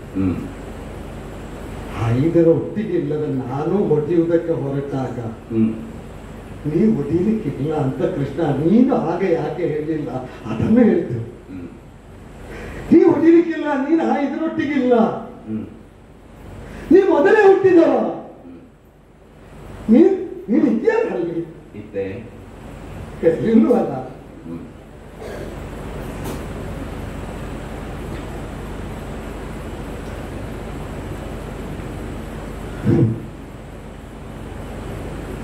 ಸೀರೆಯ ಸೆರಗಿಗೆ ಕೈ ಹಾಕುವಾಗ ಎಳೆದಷ್ಟು ಅದರ ಉದ್ದ ತೋರಿಸಲಿಕ್ಕೆ ಆಗ್ತದೆ ನಿನಗೆ.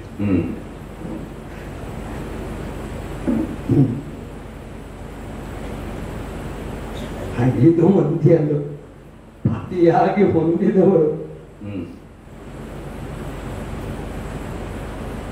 ಆನೆಯದನ್ನು ಆಯ್ದುಕೊಳ್ಳಬೇಕು ಅಂತ ಇಲ್ಲಿಂದೊಂದು ಮಾತು ಹೊರಟಿದ್ದು ನೋಡು.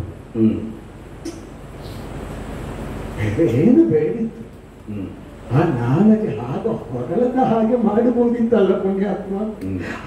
ಅದು ಅದನ್ನು ಮಾಡಲಿಲ್ಲ ಯಾಕೆ ಅಂತ ಹೇಳು.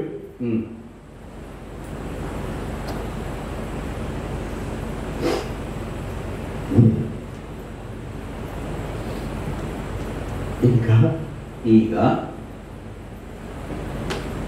ಕಣವೇಲ್ಯ ರಥದಲ್ಲೇ ಉಂಟಲ್ಲ. ಹೌದು,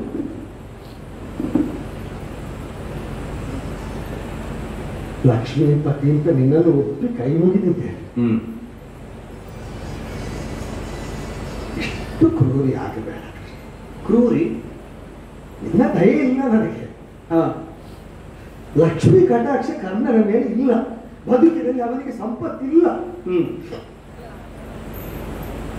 ಲಕ್ಷ್ಮೀಪತಿಯಾಗಿ ನೀನು ಭಾಗ್ಯ ಸತ್ತವನ ವಿಧಿಯನ್ನು ಅಣಕ ಮಾಡಬಾರದು ಕೃಷ್ಣ, ಅಣಕ ಮಾಡಬಾರದು. ಗಂಗೆಯಲ್ಲಿ ಮುಳುಗಲಿಲ್ಲ ಅಂತ ಈ ಅಣಕ ಮಾಡುವುದು. ರಾಧೆಯ ಸ್ತನ್ಯ ಸಿಕ್ಕಿ ಉಳ್ಳು ಬಿಟ್ಟ ಇವ ಅಂತ ಅಣಕ ಮಾಡುವುದು. ಪಾಂಡವರೊಟ್ಟಿಗೆ ಸೇರದಿದ್ದರೂ ಕೂಡ, ಕುಂತಿ ಮಗ ಅಂತ ಒಪ್ಪದಿದ್ದರೂ ಕೂಡ ಅಂಗರಾಜ್ಯಕ್ಕೆ ಅಧಿಪತಿ ಆದ ಅಂತ ಅಣಕ ಮಾಡುವುದು.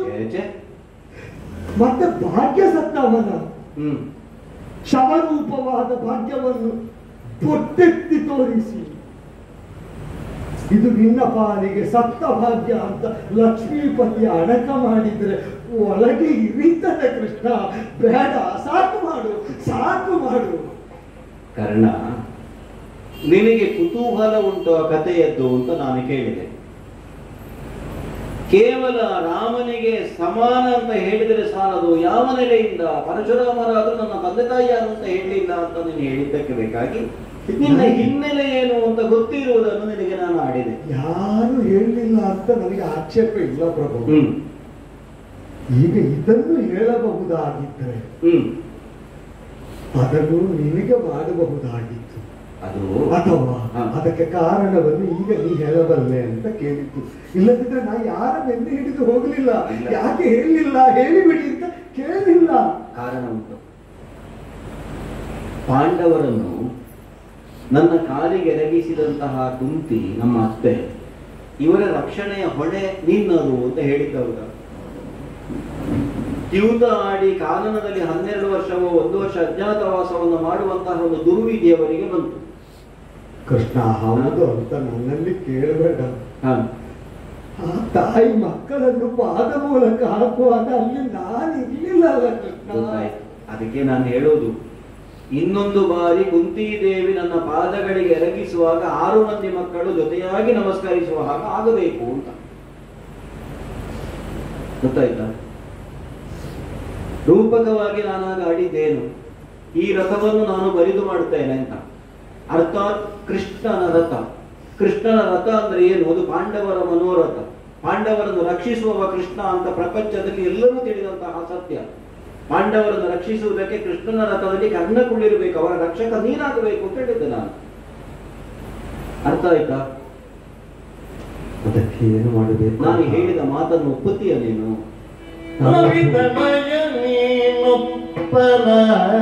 ಪಾಂಡವರು ಕೌರವರು ಭಯ ಪಟರ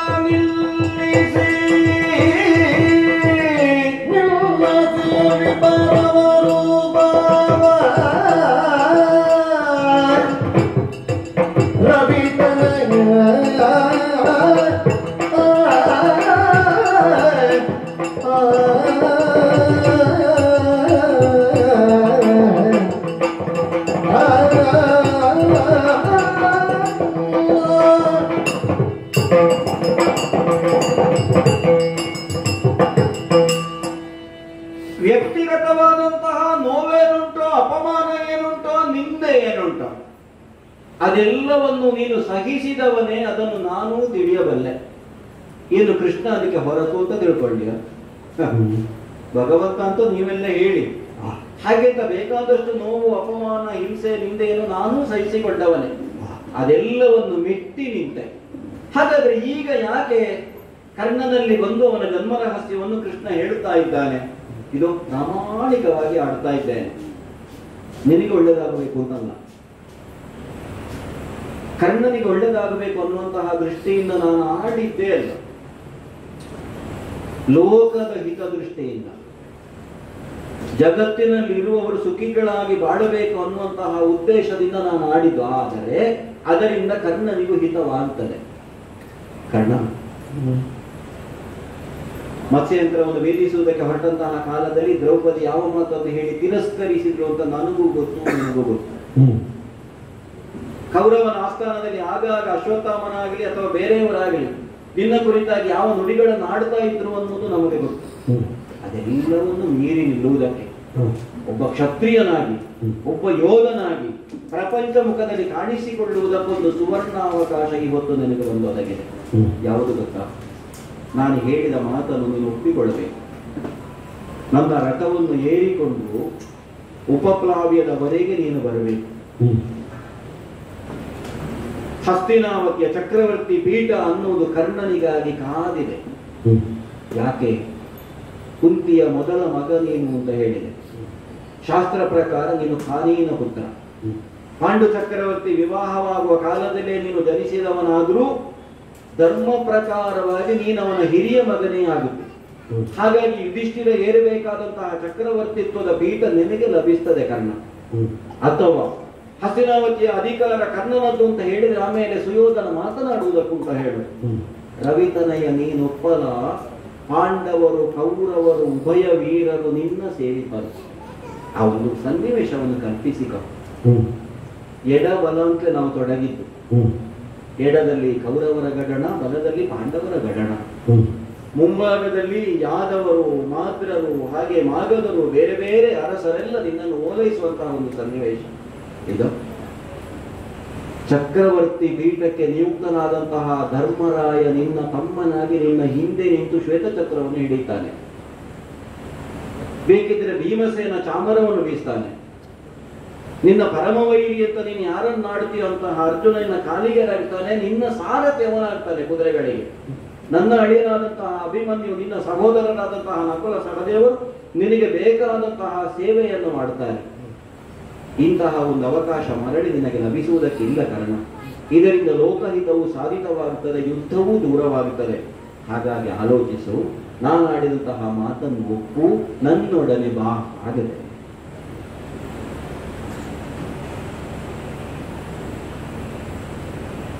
ದೇವರಾಗೆ ಮಾತಾಡಿ, ದೇವರಾಗಿಯೇ ಮಾತಾಡಿ. ಯುಗಾಂತರದಲ್ಲೂ ಒಮ್ಮೆ ಮಾತಾಡಿದ್ದಂತೆ ಹೀಗೆ. ತಮ್ಮನ ಹೆಂಡತಿಯನ್ನು ಬಲಾತ್ಕಾರದಿಂದ ಅಂತಃಪುರಗಳ ಒಳಗಿಟ್ಟುಕೊಂಡು ಇಂದ್ರದತ್ತವಾದ ಸಜೀವ ರಕ್ತಸ್ಫುರಿತ ಕಾಂಚನಮಾಲೆಯ ಬಲದಿಂದ ಈ ಧಾತ್ರಿಯಲ್ಲಿ ಎನ್ನ ಅಧಟನ್ನು ಮೀರುವುದಕ್ಕೆ ಯಾರಿದ್ದಾರೆ ಅಂತ ಮೆರೆಯುತ್ತಾ ಇದ್ದ ಒಬ್ಬ ವಾಲಿಯನ್ನು ಅಂಬಿನ ತುದಿಯಲ್ಲಿ ಬೀಳಿಸಿ ಬದುಕುತ್ತೀಯೋ ಅಂತ ಕೇಳಿದೆ ಅಂತ.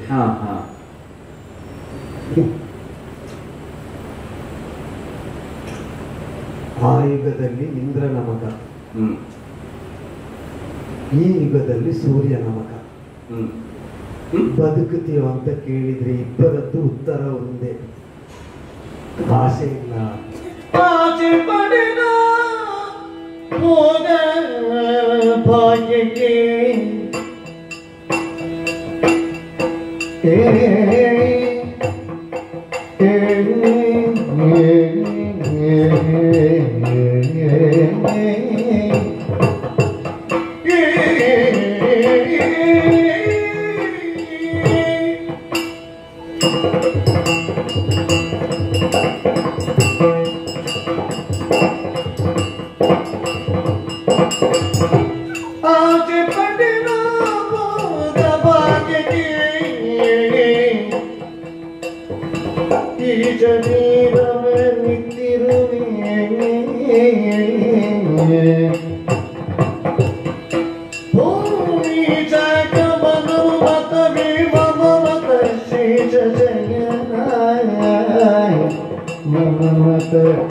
ಶೇಷ ಶಯನ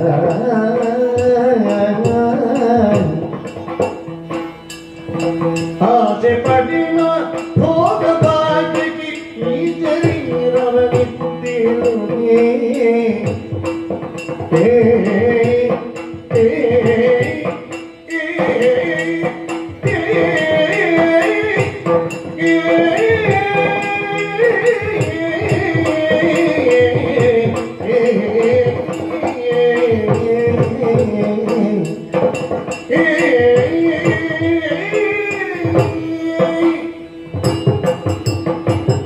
Yeah.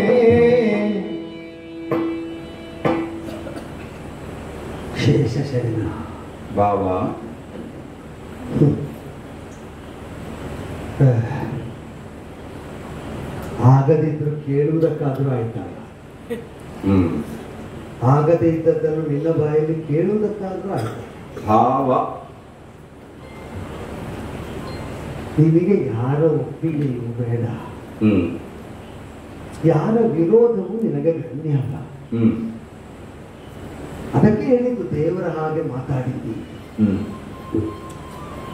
ಲೋಕದಲ್ಲಿರುವ ಸರ್ಪ ಸಂಕುಲದ ಸರ್ವ ವಿಷವನ್ನು ಕೂಡ ತನ್ನ ನಾಲಿಗೆಯ ತುದಿಯಲ್ಲಿ ಹೊಂದಿರಬಹುದಾದ ಮಹಾಸರ್ಪ ಆದಿಶೇಷ ಅಂದರೆ ಹೌದು. ಅದರ ವಿಷ ಲೋಕಕ್ಕೆ ಒಂದಿನಿತು ಹಾನಿಕಾರಕವಾಗದಂತೆ ಹೂವಿಗಿಂತ ಹಗುರವಾದ ಮೆತ್ತನೆಯ ಹಾಸಾಗಿಸಿ ಅದರ ಮೇಲೆ ಮಲಗಿದ ಪುಣ್ಯಾತ್ಮ ನೀನು. ನಿನಗೆ ಒಬ್ಬ ಕೌರವನ, ಕರ್ಣನ ದೌಷ್ಟ್ಯ, ದೌರ್ಜನ್ಯ ಇದನ್ನು ಗಮನಿಸುವುದಕ್ಕೆ ಇದೆಲ್ಲ ಬೇಕೋ ಸ್ವಾಮಿ? ಲೀಲಾಜಾಲವಾಗಿ ಪ್ರಪಂಚ ವ್ಯಾಪಾರವನ್ನು ಇಂಥ ಅಕುಂಠಿತವಾದ ವೈಕುಂಠದ ಆ ಸ್ವರ್ಣ ಮಂಟಪದಲ್ಲಿ ಮಲಗಿದ ಭಂಗಿಯನ್ನು ಬದಲಿಸದೆ ಭ್ರೂಭಂಗ ಮಾತ್ರದಿಂದಲೇ ನಿಯಂತ್ರಿಸಿ ನಿರ್ದೇಶಿಸಬಲ್ಲ ನಿನಗೆ ಕರ್ಣನ ಒಪ್ಪಿಗೆಗೆ ಅಧೀನವಾಗಿ ಲೋಕ ವ್ಯವಹಾರ ನಿರ್ಣಯಿಸುವ ಅನಿವಾರ್ಯತೆ ಉಂಟು ಅಂದರೆ ನನ್ನಂತಹ ಅಲ್ಪಜ್ಞರಿಗೂ ಒಪ್ಪುವುದಕ್ಕೆ ಕಷ್ಟ. ತಿಳಿದ ಪ್ರಾಜ್ಞರು ಹೇಗೂ ಒಪ್ಪಲಿಕ್ಕೆ ಶೇಷಶಯನ ಆಸೆ ಇಲ್ಲ ಪ್ರಭು. ಆಸೆ ಇಲ್ಲ? ಯಾಕೆ ಆಸೆ ಇಲ್ಲ? ಯಾಕಿಲ್ಲ? ನೀ ಹೇಳುವಾಗಲಿ ಇದಾಗುವುದಿಲ್ಲ ಅಂತ ನನಗೆ ಮನವರಿಕೆ ಆಗ್ತಾ ಉಂಟು. ಅಲ್ಲ, ನಾನು ಮಾಡಿಸ್ತೇನೆ. ಪ್ರಪಂಚ ಕಲ್ಯಾಣಾಪೇಕ್ಷೆಯಾದ ನೀನು ಕರ್ಣನಿಗೆ ಸತ್ಯ ತಿಳಿಯಲಿ ಅಂತ ಆಡಿದ್ದಲ್ಲ. ಒಂದು ಸತ್ಯ ತಿಳಿಯದೇ ಇದ್ದದ್ದರಿಂದ ಪ್ರಪಂಚ ವಿನಾಶ ಆಗುತ್ತದೆ ಅಂತಾದರೆ ಸತ್ಯಕ್ಕೆ ವಿನಾಶಕವಾದ ಗುಣ ಇಲ್ಲ ಎಂಬುದನ್ನು ತೋರುವುದಕ್ಕೆ ಆ ಸತ್ಯವನ್ನು ಉದ್ಘಾಟನೆ ಮಾಡಿಕೊಟ್ಟದ್ದು ಒಪ್ಪಿದೆ. ಹೌದಲ್ಲ? ಸತ್ಯಕ್ಕೆ ನಾಶಕವಾದ ಗುಣ ಇಲ್ಲ ಎಂಬುದರಿಂದ ಒಂದು ಸತ್ಯದಿಂದಾಗಿ ಲೋಕನಾಶ ಆಗುವುದು ಬೇಡ, ಅದನ್ನು ಪ್ರಕಟಿಸುವ ಸತ್ಯಾತ್ಮನಾದ ಸತ್ಯ ಸ್ವರೂಪನಾದ ನೀನು ಹೇಳಿದ ಮಾತು ನಿನ್ನ ಮಹಿಮೆಯನ್ನು, ಪ್ರಭುತ್ವವನ್ನು, ವರಿಷ್ಠತೆಯನ್ನು ಒಪ್ಪಿದೆ. ಆದರೆ ಅದನ್ನು ಕೇಳ್ತಾ ಇರುವ ಹಾಗೆ ಆ ಸತ್ಯ ಅಂಗೀಕರಿಸಿ ಬದುಕುವಂತಹ ನೆಲೆ ನನ್ನದಲ್ಲ ಅಂತ ನನಗೆ ಅರ್ಥ ಹೋಯ್ತಲ್ಲ. ನೆಲೆ ನಿನ್ನದಲ್ಲ. ಹೇಗಾಗ್ತದೆ? ನೆಲ ನಿನ್ನದು ಅಂತ ನಾನು ಹೇಳ್ತೇನೆ, ನೆಲೆಯೇ ನಿನ್ನದಲ್ಲ ಹೇಳ್ತೇನೆ. ಶಿಶುಪಾಲ ಸತ್ತ ಮೇಲೆ ವಂಶ ವಿನಾಶಕವಾದ ಕುಟುಂಬ ಕಲಹ ನಡೆಯುತ್ತದೆ ಅಂತ ವ್ಯಾಸರು ಕಾಲದ್ರಷ್ಟಾರರಾಗಿ ಹೇಳಿದ ಕಾಲದಲ್ಲಿ ನಿನ್ನಿಂದಲಾಗಿ ಆ ವಿನಾಶಕವಾದ ಯುದ್ಧ ನಡೆಯುತ್ತದೆ, ಕೌರವನು ಅದಕ್ಕೆ ನಿಮಿತ್ತನಾಗುತ್ತಾನೆ ಅಂತ ಭವಿಷ್ಯವನ್ನು ಪ್ರವಚನ ಮಾಡಿದ ಕಾಲದಲ್ಲಿ ವಿದ್ವೇಷ ಹುಟ್ಟುವುದು ವಿಮತಿಯಿಂದ. ಅವ ಹೇಳಿದ್ದಕ್ಕೆ ನಾನು ಒಪ್ಪದಿದ್ದೆ. ಧೃತರಾಷ್ಟ್ರನು ಅವನ ಮಕ್ಕಳು ಏನನ್ನು ಹೇಳಿದ್ರು, ಯಾವ ಕಾಲದಲ್ಲೂ ನಾನು ಅದನ್ನು ಒಪ್ಪುತ್ತೇನೆ ಅಂತ ಮಾತಿಗೆ ಬರ್ತನ. ಹೌದು. ಭವಿಷ್ಯ ತನ್ನ ಬದುಕಿನ ಗಮ್ಯ ತನ್ನನ್ನು ಹೇಗೆ ಮುನ್ನಡೆಸ್ತದೆ ಅಂತ ಗೊತ್ತಿಲ್ಲದೆ ಧರ್ಮರಾಜ ಮಾತಿಗೆ ಬರ್ತನ. ಜೂತದ ಕರೆಯನ್ನು ಹೊತ್ತು ತಂದವರು ವಿದುರಲ್ವ ಕೃಷ್ಣ. ಹೌದು. ತಂದ ವಿದುರನೇ ಹೇಳಿದ್ದಾನೆ ಅಂತ ಬಳಿಕ ನಮಗೂ ಗೊತ್ತಾಯಿತು. ಇದು ಸಂಚು, ಹೌದು, ಇದು ಮೋಸ, ಸರಿ, ಇದು ಕಪಟದ್ಯೂತ, ಹೋಗುವುದು ಬೇಡ, ಸರ್ವ ವಿನಾಶವಾಗ್ತದೆ, ಪಾಂಡವರಿಗೆ ಹಾನಿ ಆಗ್ತದೆ. ಕೌರವರು ಹೇಳಿದ್ದಕ್ಕಾಗಿ ನಾನು ಬಂದೆ, ಆದರೆ ನೀನು ಬರಬೇಡ. ಧರ್ಮರಾಯನ ಪ್ರತಿಕ್ರಿಯೆ ಏನಿತ್ತು ಕೃಷ್ಣ? ಕರ್ದದ್ದು ದೊಡ್ಡಪ್ಪ ಆದ್ದರಿಂದ, ಹೌದು, ಅವರ ಮಾತನ್ನು ಉಲ್ಲಂಘಿಸುವುದಿಲ್ಲ ಅಂತ ನಾನು ಮಾತು ಕೊಟ್ಟದ್ದರಿಂದ ಮಾತಿಗೆ ತಪ್ಪಲಾರೆ ಅಂತ ಬಂದು ಆಡಿ ಸರ್ವಸ್ವವನ್ನು ಕಳೆದು 12 ವರ್ಷ ವನದಲ್ಲಿ, 1 ವರ್ಷ ಅಜ್ಞಾತದಲ್ಲಿ ವಿರಾಟ ನಗರದಲ್ಲಿ ಕಳೆದು ಬಂದು ಈಗ ಯುದ್ಧಕ್ಕೆ ಸನ್ನದ್ಧನಾಗ್ತಾ ಇದ್ದಾನೆ. ಸರಿ, ನೀನು ಕರೆದ ಹಾಗೆ ಬಂದರೆ ಆ ಧರ್ಮರಾಯ ಅಣ್ಣ ಅಂತ ಕರೆದಾಗ ನಾವು ಹೋಗನ್ನು ಬೇಡವಾ? ಹೇಳಬೇಕು. ಯಾವ ನಾಳೆಗೆ ನಿನ್ನ ಸತ್ಯವನ್ನು, ಅರ್ಜುನನ ವಿರೋಧವನ್ನು ಪ್ರಾಣ ಇದ್ದ ತನಕ ಬಿಡುವುದಿಲ್ಲ ಅಂತ ಕೌರವನಿಗೆ ಮಾತು ಕೊಟ್ಟ ಕರ್ಣ ಧರ್ಮರಾಯ ಅಣ್ಣ ಅಂತ ಕರೆದಾಗ ಓ ಅಂತ ಹೇಳುವುದಕ್ಕೆ ಸ್ವರ ಹೊರಟಿತು. ಮಾತು ತಪ್ಪಿದರೆ ಬರುವುದು ಅಂದ್ರೆ ಈ ಶರೀರ ಬರುವುದಲ್ವ? ಗೊತ್ತಾಯ್ತು ಗೊತ್ತಾಯ್ತು. ಸತ್ಯ ತಪ್ಪಿದ ನೆಲೆಯಲ್ಲಿ ಬಂದು ಅಣ್ಣನಾಗಿ ನಿಂತು ಸಾಮ್ರಾಜ್ಯ ಆಳಬೇಕಲ್ವ? ಸತ್ಯಕ್ಕಾಗಿ ಸಾಮ್ರಾಜ್ಯ ಬಿಟ್ಟುಕೊಟ್ಟ ಧರ್ಮರಾಯವ. ಒಪ್ಪಿಯಾಗಿದೆ ಸ್ವಾಮಿ. ಕೌರವನನ್ನು ಪ್ರಭು ಅಂತ ಒಪ್ಪಿಯಾಗಿದೆ. ಹೇಳಿದ್ದ ಪಾರ್ಥ ವಿರೋಧವನ್ನು ಮಾಡುವುದಕ್ಕೆ ಯೋಧರನ್ನು ಕಾಯ್ದ ಕಾಲದಲ್ಲಿ ನೀನಾಗಿ ಕಾಣಿಸಿಕೊಂಡದ್ದರಿಂದ ಪಾರ್ಥ ವಿರೋಧಿಯಾಗಿ ನನಗೆ ಮಿತ್ರನಾಗಿತ್ತು ಅಂತ ಬರಮಾಡಿಕೊಂಡದ್ದು ಅಂತ ವಂಚಿಸಲಿಲ್ಲ ಅವ ನನಗೆ. ಆ ನೆಲೆಗಾಗಿ ಬೇಕು ಅಂತ ಕೇಳಿದ ಅವನಲ್ಲಿ ಈಗ ನಾ ಪಾಂಡವರಿಗೆ ಅಣ್ಣ ಹೋಗುತ್ತೇನೆ ನಾನಿರ್ತೇನೆ ಅಂತ ಹೇಳಿದರೆ ಈಗ ನನ್ನ ಎಡಬಲದಲ್ಲಿ ಎಡದಲ್ಲೋ ಬಲದಲ್ಲೋ ಅವ ನಿಂತ ಅಂತ ಹೇಳ್ತೀವಿ. ನಿನ್ನ ಕುರಿತಾಗಿ ಅಂತಹ ಒಂದು ಆಪ್ತ ಭಾವ ಅವನಿಗೆ ಅಂತ ಹೇಳಿದ್ದ ನಾನು. ಯಾಕಂದ್ರೆ ಸಂಪೂರ್ಣ ರಾಜ್ಯವನ್ನಾದ್ರೂ ನಿನಗೆ ಕೊಟ್ಟೇನು ಅಂತ ಹೇಳಿದವನು.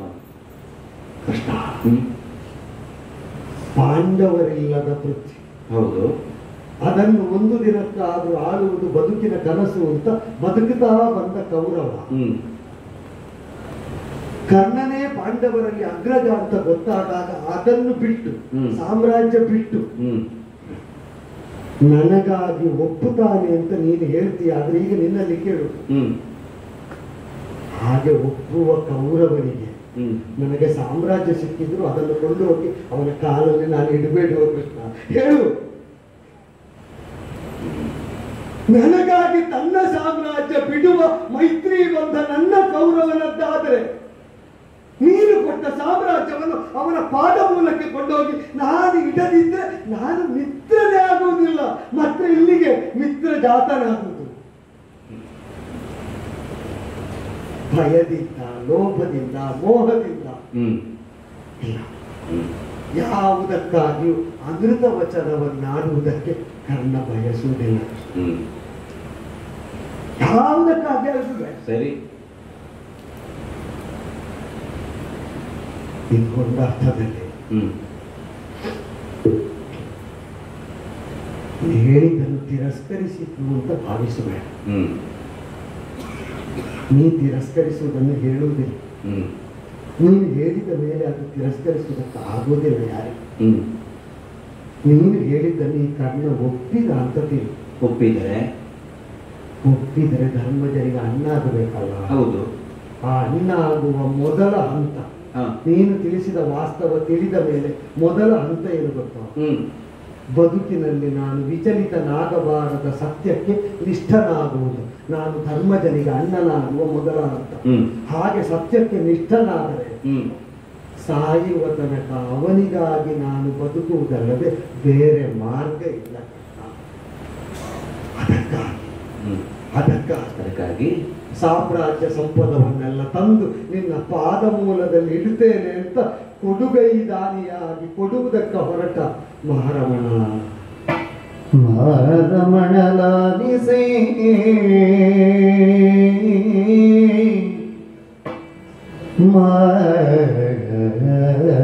ಮಾರಮಣಲಾಲಿಸೇ ಭಾರತ ಹವನಿ ರಿಪು ಮಾರಣದಿ ರಣ ಯಜ್ಞದಿ ಚಿತನು ನಾಮಗೆ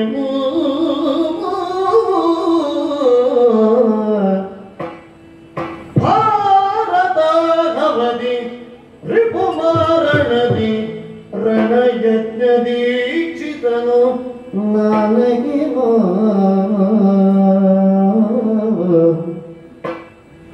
ಕೌರವನ ಋಣ ಹಿಂಗೆ ಹರಣ ನಿನಗರ್ಪಿಸುವೆನು ಕುಂತಿ ಕುಮಾರಕರನು ನೀವೇದ ಸಖನಾಣೆ ಮರ್ಧಿಸಿನು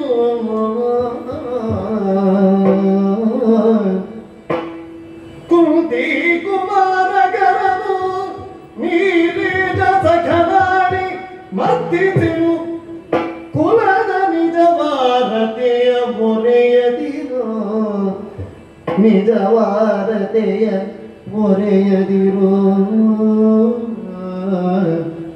ನೃಪನ ವೈರಿಯ ರಾಜಬಾರಿ ನಿನ್ನೊಡನಿರುವುದು ಹಿತವಲ್ಲ ಕಳು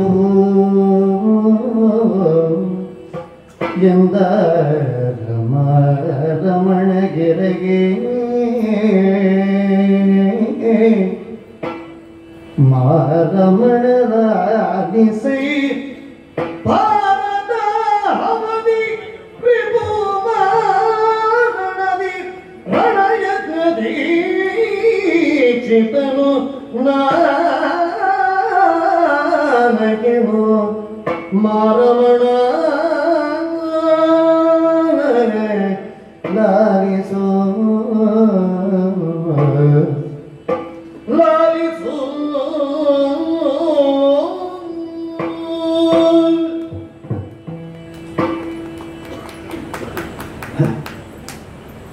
ಒಬ್ಬ ಇಂದ್ರನ ಮಗ, ಒಬ್ಬ ಸೂರ್ಯನ ಮಗ.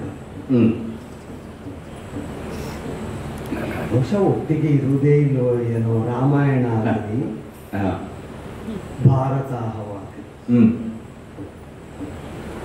ಗೊತ್ತಿಲ್ಲ. ನಿಯತಿಯ ಬಗ್ಗೆ ನೀನು ಮಾತಾಡಬೇಕು, ನಿನ್ನ ಎದುರು ನಾನು ಮಾತಾಡಬಾರದು. ಆದ್ರೆ ಅವರು ಎರಡು ಪಕ್ಷದಲ್ಲಿ ಭಿನ್ನ ಭಿನ್ನವಾಗಿ ಮುಖಾಮುಖಿಯಾಗುವುದೇ ವಿಹಿತವಾದಂತಹ ಸ್ಥಿತಿ ಅಂತ ಯಾಕೋ ಅದನ್ನು ಇದನ್ನು ನೋಡುವಾಗ ಕಾಣ್ತದೆ. ಅಲ್ಲೂ ಹಾಗೆ ದೇವಾದಿದೇವನಾದ ನೀನು ರಾಮಾಭಿಧಾನದಿಂದ ಇಳಿದು ಬಂದಾಗ ಸಹಾಯಕ್ಕಾಗಿ ಒದಗಬೇಕಾದವನು ವಿಪಕ್ಷದಲ್ಲಿ ನಿಂತು ಪ್ರಾಣಹರಣವನ್ನು ಮಾಡುವುದಕ್ಕೆ ಅನುವು ಮಾಡಿಕೊಟ್ಟು ತನ್ನ ಸಾವನ್ನೇ ಸಹಾಯವಾಗಿಸಿಕೊಂಡ. ರಾಮನಿಗೆ ಮಾಡುವ ಸೇವೆಯಾಗಿ ತಾನು ಸತ್ತುವನು. ಇಂದ್ರ ಸುಲಭವಾದವಾಗಿ ಸೂರ್ಯನಂದನನಾದ ಕರ್ಣನಿಗೂ ಬೇರೆ ಗತಿ. ಸಾಯುವುದೇ ಸಹಾಯವೋ? ನಾಳೆಗೆ ಒಂದಲ್ವ ಸ್ವಾಮಿ. ಹೌದು.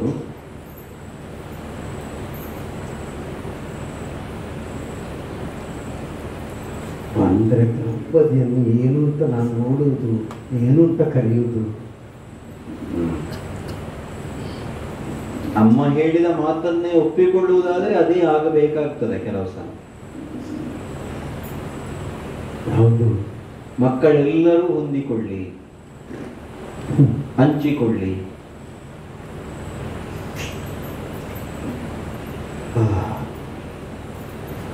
ಮಗನಿಗೆ ಮಗನಾಗುವ ಪ್ರಾಯ, ಮಕ್ಕಳಿಗೆ ಆಟಿಕೆ ಬೇಕು. ಅಜ್ಜಂದಿರ ಬದುಕು ಅವರ ಆಡುವುದಕ್ಕಿಂತ ಕತೆ ಆಗಬಾರದು.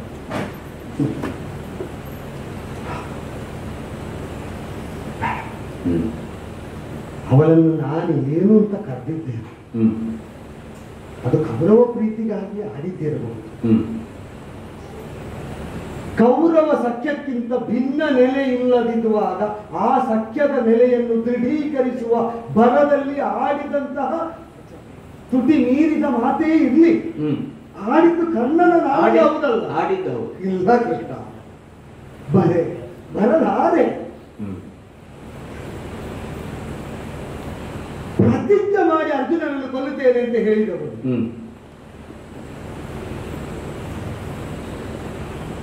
ಅದಕ್ಕಾದರೂ ಒಂದು ಅಂತರಾಯ. ಸಾಯುವ ತನಕ ಉಳಿದದ್ದು. ಈಗ ಅರ್ಜುನನನ್ನು ಕೊಲ್ಲದೆ ಏನು ಮಾಡುವುದಿಲ್ಲ ಅಂತ ಹೇಳಿದ್ದೇನು, ಅದನ್ನು ಮಾಡದಿದ್ರೆ ಮಾಡುತ್ತಾ ಇರಬಹುದು. ಪಾದವನ ಧಾವೆ, ಕಾಲು ಬಳಸಿಕೊಳ್ಳುವುದಿಲ್ಲ ಬೇರೆಯವರಿಂದ ಅರ್ಜುನನನ್ನು ಕೊಲ್ಲುವ ತನಕ. ಕೀಲಾಜಲಂ ನಖಾದೆ, ಜಲೋತ್ಪನ್ನವಾದ ಪ್ರಾಣಿ ಪಕ್ಷಿಗಳು ಯಾವ ಮಾಂಸವನ್ನು ತಿನ್ನುವುದಿಲ್ಲ. ಅಂದ್ರೆ ತಿನ್ನದಿದ್ರೆ ನಾಸ್ತಿ ಇಚ್ಚಿ ನೈವ ಭಕ್ಷ್ಯ ಯಾಚಿತೋ ಏನಕ್ಕೆ ಯಾರು ಏನು ಕೇಳಿದ್ರು ಕೊಟ್ಟು ಬಿಡ್ತೇನೆ. ಸಾಯುವಲ್ಲಿ ತನಕ ಕೊಟ್ಟು ಬಿಟ್ರೆ ನಾನು ಸತ್ಯಭ್ರಷ್ಟನಾಗಬೇಕಾಗಿಲ್ಲ. ಇಲ್ಲ, ಯಾವನ್ನ ನಿಹಿತೋರ್ಜುನ, ನನ್ನಿಂದ ಅರ್ಜುನ ಕೊಲ್ಲಲ್ಪಡುವ ತನಕ ನಾನು ಇದನ್ನು ಮಾಡುವುದಿಲ್ಲ. ಸಾಯುವಲ್ಲಿ ತನಕ ಆ ವ್ರತಕ್ಕೆ ನಿಷ್ಠನಾಗಿದ್ರೆ ಸಾಕು. ಆದ್ರೆ ಇಲ್ಲಿ ನಾನು ಆಡಿದ್ದನ್ನು ತಿರುಗಿಸಬೇಡ ಕೃಷ್ಣ.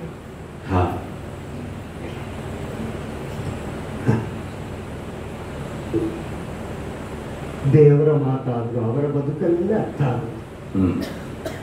ಆಡಿದ್ದು ದೇವರು ಎಂಬುದರಿಂದ ತನಗಿಲ್ಲದ ಪ್ರಾಜ್ಞತೆ ಅರ್ಥೈಸಿಕೊಳ್ಳುವ ಸಾಮರ್ಥ್ಯವನ್ನು ನೀನೇ ಕೊಡಬೇಕು ವಿಶೇಷವಾಗಿ. ಇಲ್ಲದಿದ್ರೆ ನನ್ನ ಸಂಸ್ಕಾರಕ್ಕೆ ನಿನ್ನ ಮಾತಾಡ್ತಾ ಆಗಬೇಕು. ನೀನು ಕೊಟ್ಟ ಕೊಡುಗೆ ನನಗೆ ಮಾಡಿಸಿದ ಅರ್ಥ ಏನು?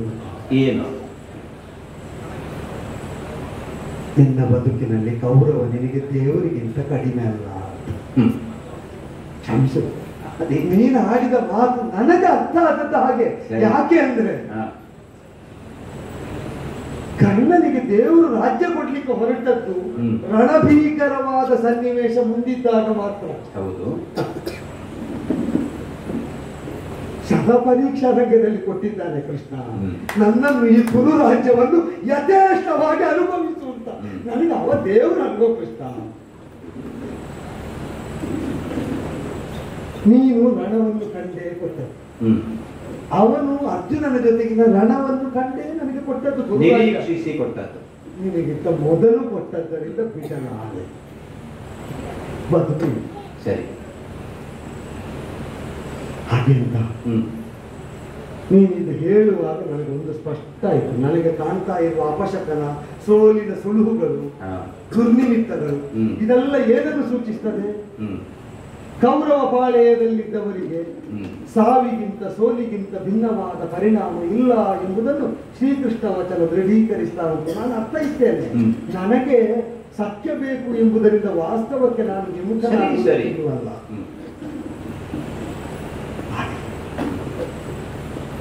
ಧರ್ಮಜನೇ ಧರ್ಮಪ್ರಭು, ರಣಯಜ್ಞ ಸಾಗಲಿ ಕೃಷ್ಣ. ಯಜಮಾನನಾಗಿ ಧರ್ಮಜನೇ ಹೋತ್ರವಾಗಿ, ಉದ್ಗಾತ್ರವಾಗಿ, ಅಧ್ವರ್ಯವಾಗಿ ನೀನು ಅರ್ಜುನನು ಅಭಿಮನ್ಯುವನ್ನು ಅವ ಮಹಾರಾಜನಾಗುವುದಕ್ಕೋ ಚಕ್ರವರ್ತಿ ಆಗುವುದಕ್ಕೋ ಹೊರಟರೆ ನೇತಾ ಋಷಿಕೇಶ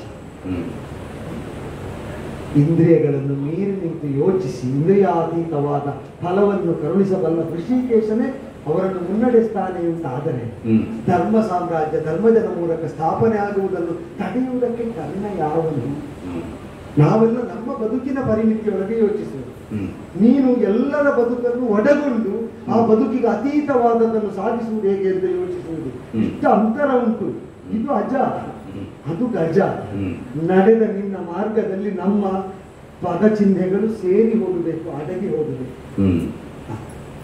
ಐಂದ್ರ, ಸ್ಥೂಳಾಕರ್ಣ, ಪಾಶುಪತವೇ ಮೊದಲಾದಂತಹ ಮಂತ್ರ ಪುರಸ್ಸರವಾದ ಮಾರ್ಗಣಗಳು ಹೊರಡುವಾಗ ಅದೇ ಯಜ್ಞಮಂತ್ರಗಳಾಗಿವೆ. ವಿಪಕ್ಷದಲ್ಲಿದ್ದಂತಹ ವೈರಿಗಳ ರಥಗಳೇ ಯೂಪಸ್ತಂಭಗಳಾಗಿವೆ. ನಾನು ಅದಕ್ಕೆ ಒದಗಿ ನಿಂತ ಪಶುಗಳಲ್ಲಿ ಒಂದಾಗಿ ಬರ್ತೇನೆ.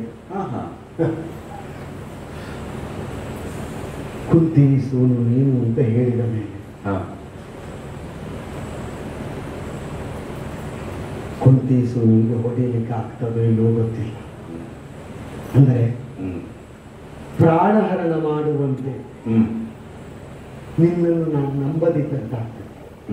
ಇಷ್ಟು ಹೇಳಿದ ಮೇಲೂ ಕುಂತಿಯ ಮಕ್ಕಳು ನನ್ನಿಂದ ಮರ್ಮಾಘಾತಕ್ಕೊಳಗಾಗ್ತಾರೆ, ಅರ್ಜುನನನ್ನು ಕೊಲ್ಲುತ್ತೇನೆ ಅಂತ ಹೇಳಿದ್ರೆ ಕೃಷ್ಣನನ್ನು ದೇವಾದಿದೇವ ಅಂತ ಒಪ್ಪಿ ಅವನ ಮಾತನ್ನು ನಂಬದಿದ್ದ ಸ್ಥಿತಿ ಬರ್ತದೆ. ಇಲ್ಲ, ನೀನು ಸಂಕಲ್ಪಿಸಿದ್ರೆ ಅವರೇ ಗೆಲ್ಲುತ್ತಾರೆ. ಆದರೆ ಅವರನ್ನು ವಿರೋಧಿಸಿದವರು ಸಾಯುವುದನ್ನು ನೀ ತಡೆಯಲಾರೆ. ಇಲ್ಲ, ಅವರನ್ನು ವಿರೋಧಿಸಿದ್ದಕ್ಕೆ ಎದುರಾಗಿ ಬಂದವರು ಸಾಯುವುದನ್ನು ತಡೆಯುತ್ತೇವೆ ನೀನು.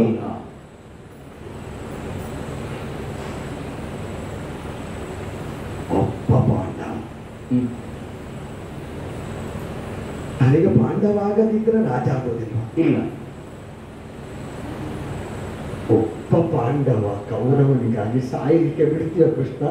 ಕೌರವ ಅಷ್ಟಾದ್ರೂ ಸಮಾಧಾನ ಪಟ್ಟುಕೊಳ್ಳಿ. ನಾನೀಗ ಪಾಂಡವ ಹೌದು ಅಂತ ಅಂದ್ರೆ ಕೌರವನಿಗಾಗಿ ನಾನು ಸತ್ತೆ, ಅದಕ್ಕೆ ನೀವು ಬಿಟ್ಟೆ ಅಂತ ಆದ್ರೆ ಒಬ್ಬ ಪಾಂಡವನ ಹೆಣ ಕೌರವನಿಗಾಗಿ ಬೀಳ್ತದೆ ಅಂತ. ಇಲ್ಲದಿದ್ರೆ ನೀನು ನಿಂತ ಪಕ್ಷದಲ್ಲಿದ್ದ 5 ಪಾಂಡವರ ಕೂದಲು ಕೊಂಕುವುದಿಲ್ಲ ಕೃಷ್ಣ. ನನ್ನ ಕೌರವನನ್ನು ಹಾಗಾದ್ರೂ ಗೆಲ್ಲಿಸಿ ಬಿಡ್ತೇನೆ ಪ್ರಭು. ಅದಕ್ಕೆ ನೀನೊಂದು ಉಪಕಾರ ಮಾಡಬೇಕು. ಏನು ಮಾಡಬೇಕು? ನೀನು ನನ್ನಲ್ಲಿ ಮಾತ್ರ ಇದನ್ನು ಹೇಳಿದ್ದಲ್ಲ. ನೀನು ಒಪ್ಪಿದ್ರೆ ಮತ್ತೆ ಉಳಿದವರಲ್ಲಿ ಹೇಳುವ. ಇಲ್ಲ ಇಲ್ಲ, ಒಪ್ಪುದಿಲ್ಲ. ಹೇಳ್ಬೇಡ. ಯಾಕೆ ಗೊತ್ತಾ? ಯಾಕೋ? ಹೇಳಿದರೆ ನಾನೇನು ಮಾಡಿದ್ರು ಧರ್ಮರಾಯ ಪೀಠ ಒಪ್ಪುವುದಿಲ್ಲ. ಅವ ಧರ್ಮರಾಯ. ಹೌದು. ನಿನ್ನ ಸಂಕಲ್ಪ ಭಕ್ತನಾಗುವುದೇ ಬೇಡ. ಯಾಚಿಸುವುದು ನಿನಗೆ. ಕೌರವನಿಗಾಗಿ ನನ್ನನ್ನು ಸಾಯುವುದಕ್ಕೆ ಬಿಡ್ತೀಯಾಗ ಇದು ಒಪ್ಪಂದ ಅಲ್ಲ. ಗೊತ್ತಾಯ್ತು. ಧರ್ಮರಾಯ ಧರ್ಮಪೀಠದಲ್ಲಿ ವಿರಾಜಿತನಾಗಿ ಚಕ್ರವರ್ತಿಯಾಗುವುದನ್ನು ನಾನಾಗಿ ತಡೆಯುವುದಿಲ್ಲ. ಅಂದರೆ ಅವರನ್ನು ಸಾಯುವಂತೆ ಹೊಡೆಯುವುದಿಲ್ಲ. ನನ್ನನ್ನು ಸಾಯ ಹೊಡೆಯುವುದನ್ನು ನೀನು ತಪ್ಪಿಸಬಹುದು. ಸರಿ. ಇನ್ನು ಹೆಚ್ಚು ಹೊತ್ತು ನಿಂತರೆ ನಾನು ನಾಳೆ ಸರಿ ಹೊಡೆದರೂ ನಮ್ಮವರು ನಂಬಲಿಕ್ಕಿಲ್ಲ ಕೃಷ್ಣ. ಗೊತ್ತಾಯ್ತು. ಹೋಗು. ನಾನು ಆಡಿದ ಒಂದು ನೆಲೆಯಿಂದ ಸರಿಯಾಯಿತು. ತಮ್ಮನಿಗಾಗಿ ಸಂಪೂರ್ಣ ರಾಜ್ಯವನ್ನು ಬಿಟ್ಟು ಕಾನನವಾಸಿಯಾದವನು ರಾಮ, ನಿನ್ನ ತಮ್ಮನಿಗಾಗಿ ಪ್ರಾಣತ್ಯಾಗಕ್ಕೆ ಸಿದ್ಧನಾದವನು ಕರ್ಣ. ಕುಲದಿ ಮಿತ್ರಗ ರಘು, ಕುಲ ಲಲಾಮನಾದ ರಾಮಂಗೆ ನೀನೆಣೆ ಅಂತ ಹೇಳಿದ್ದು ಆ ನೆಲೆಯಿಂದ ಸತ್ಯ ಆಯಿತು. ನಿನ್ನದಾದಂತಹ ದೃಢವಾದಂತಹ ನಿಶ್ಚಯಕ್ಕೆ ನಾನು ಮೆಚ್ಚಿದವನಿದ್ದೇನೆ. ಪಾಂಡವರು ನಿನ್ನ ತಮ್ಮಂದಿರು ಅನ್ನುವುದನ್ನು ಯಾವ ಕಾರಣಕ್ಕೂ ಮರೆಯದಿರು. ನಾನು ಹಾಗಾದ್ರೆ ಹೊರಡುವುದ? ನನ್ನಿಂದ ನೀನು ದೂರವೇ. ರಣಾಂಗಣದಲ್ಲಿ ಮುಖಾಮುಖಿಯಾಗುತ್ತೇನೆ. ಒಂದು ಕಾಣುತ್ತೇನೆ. ಅದೇ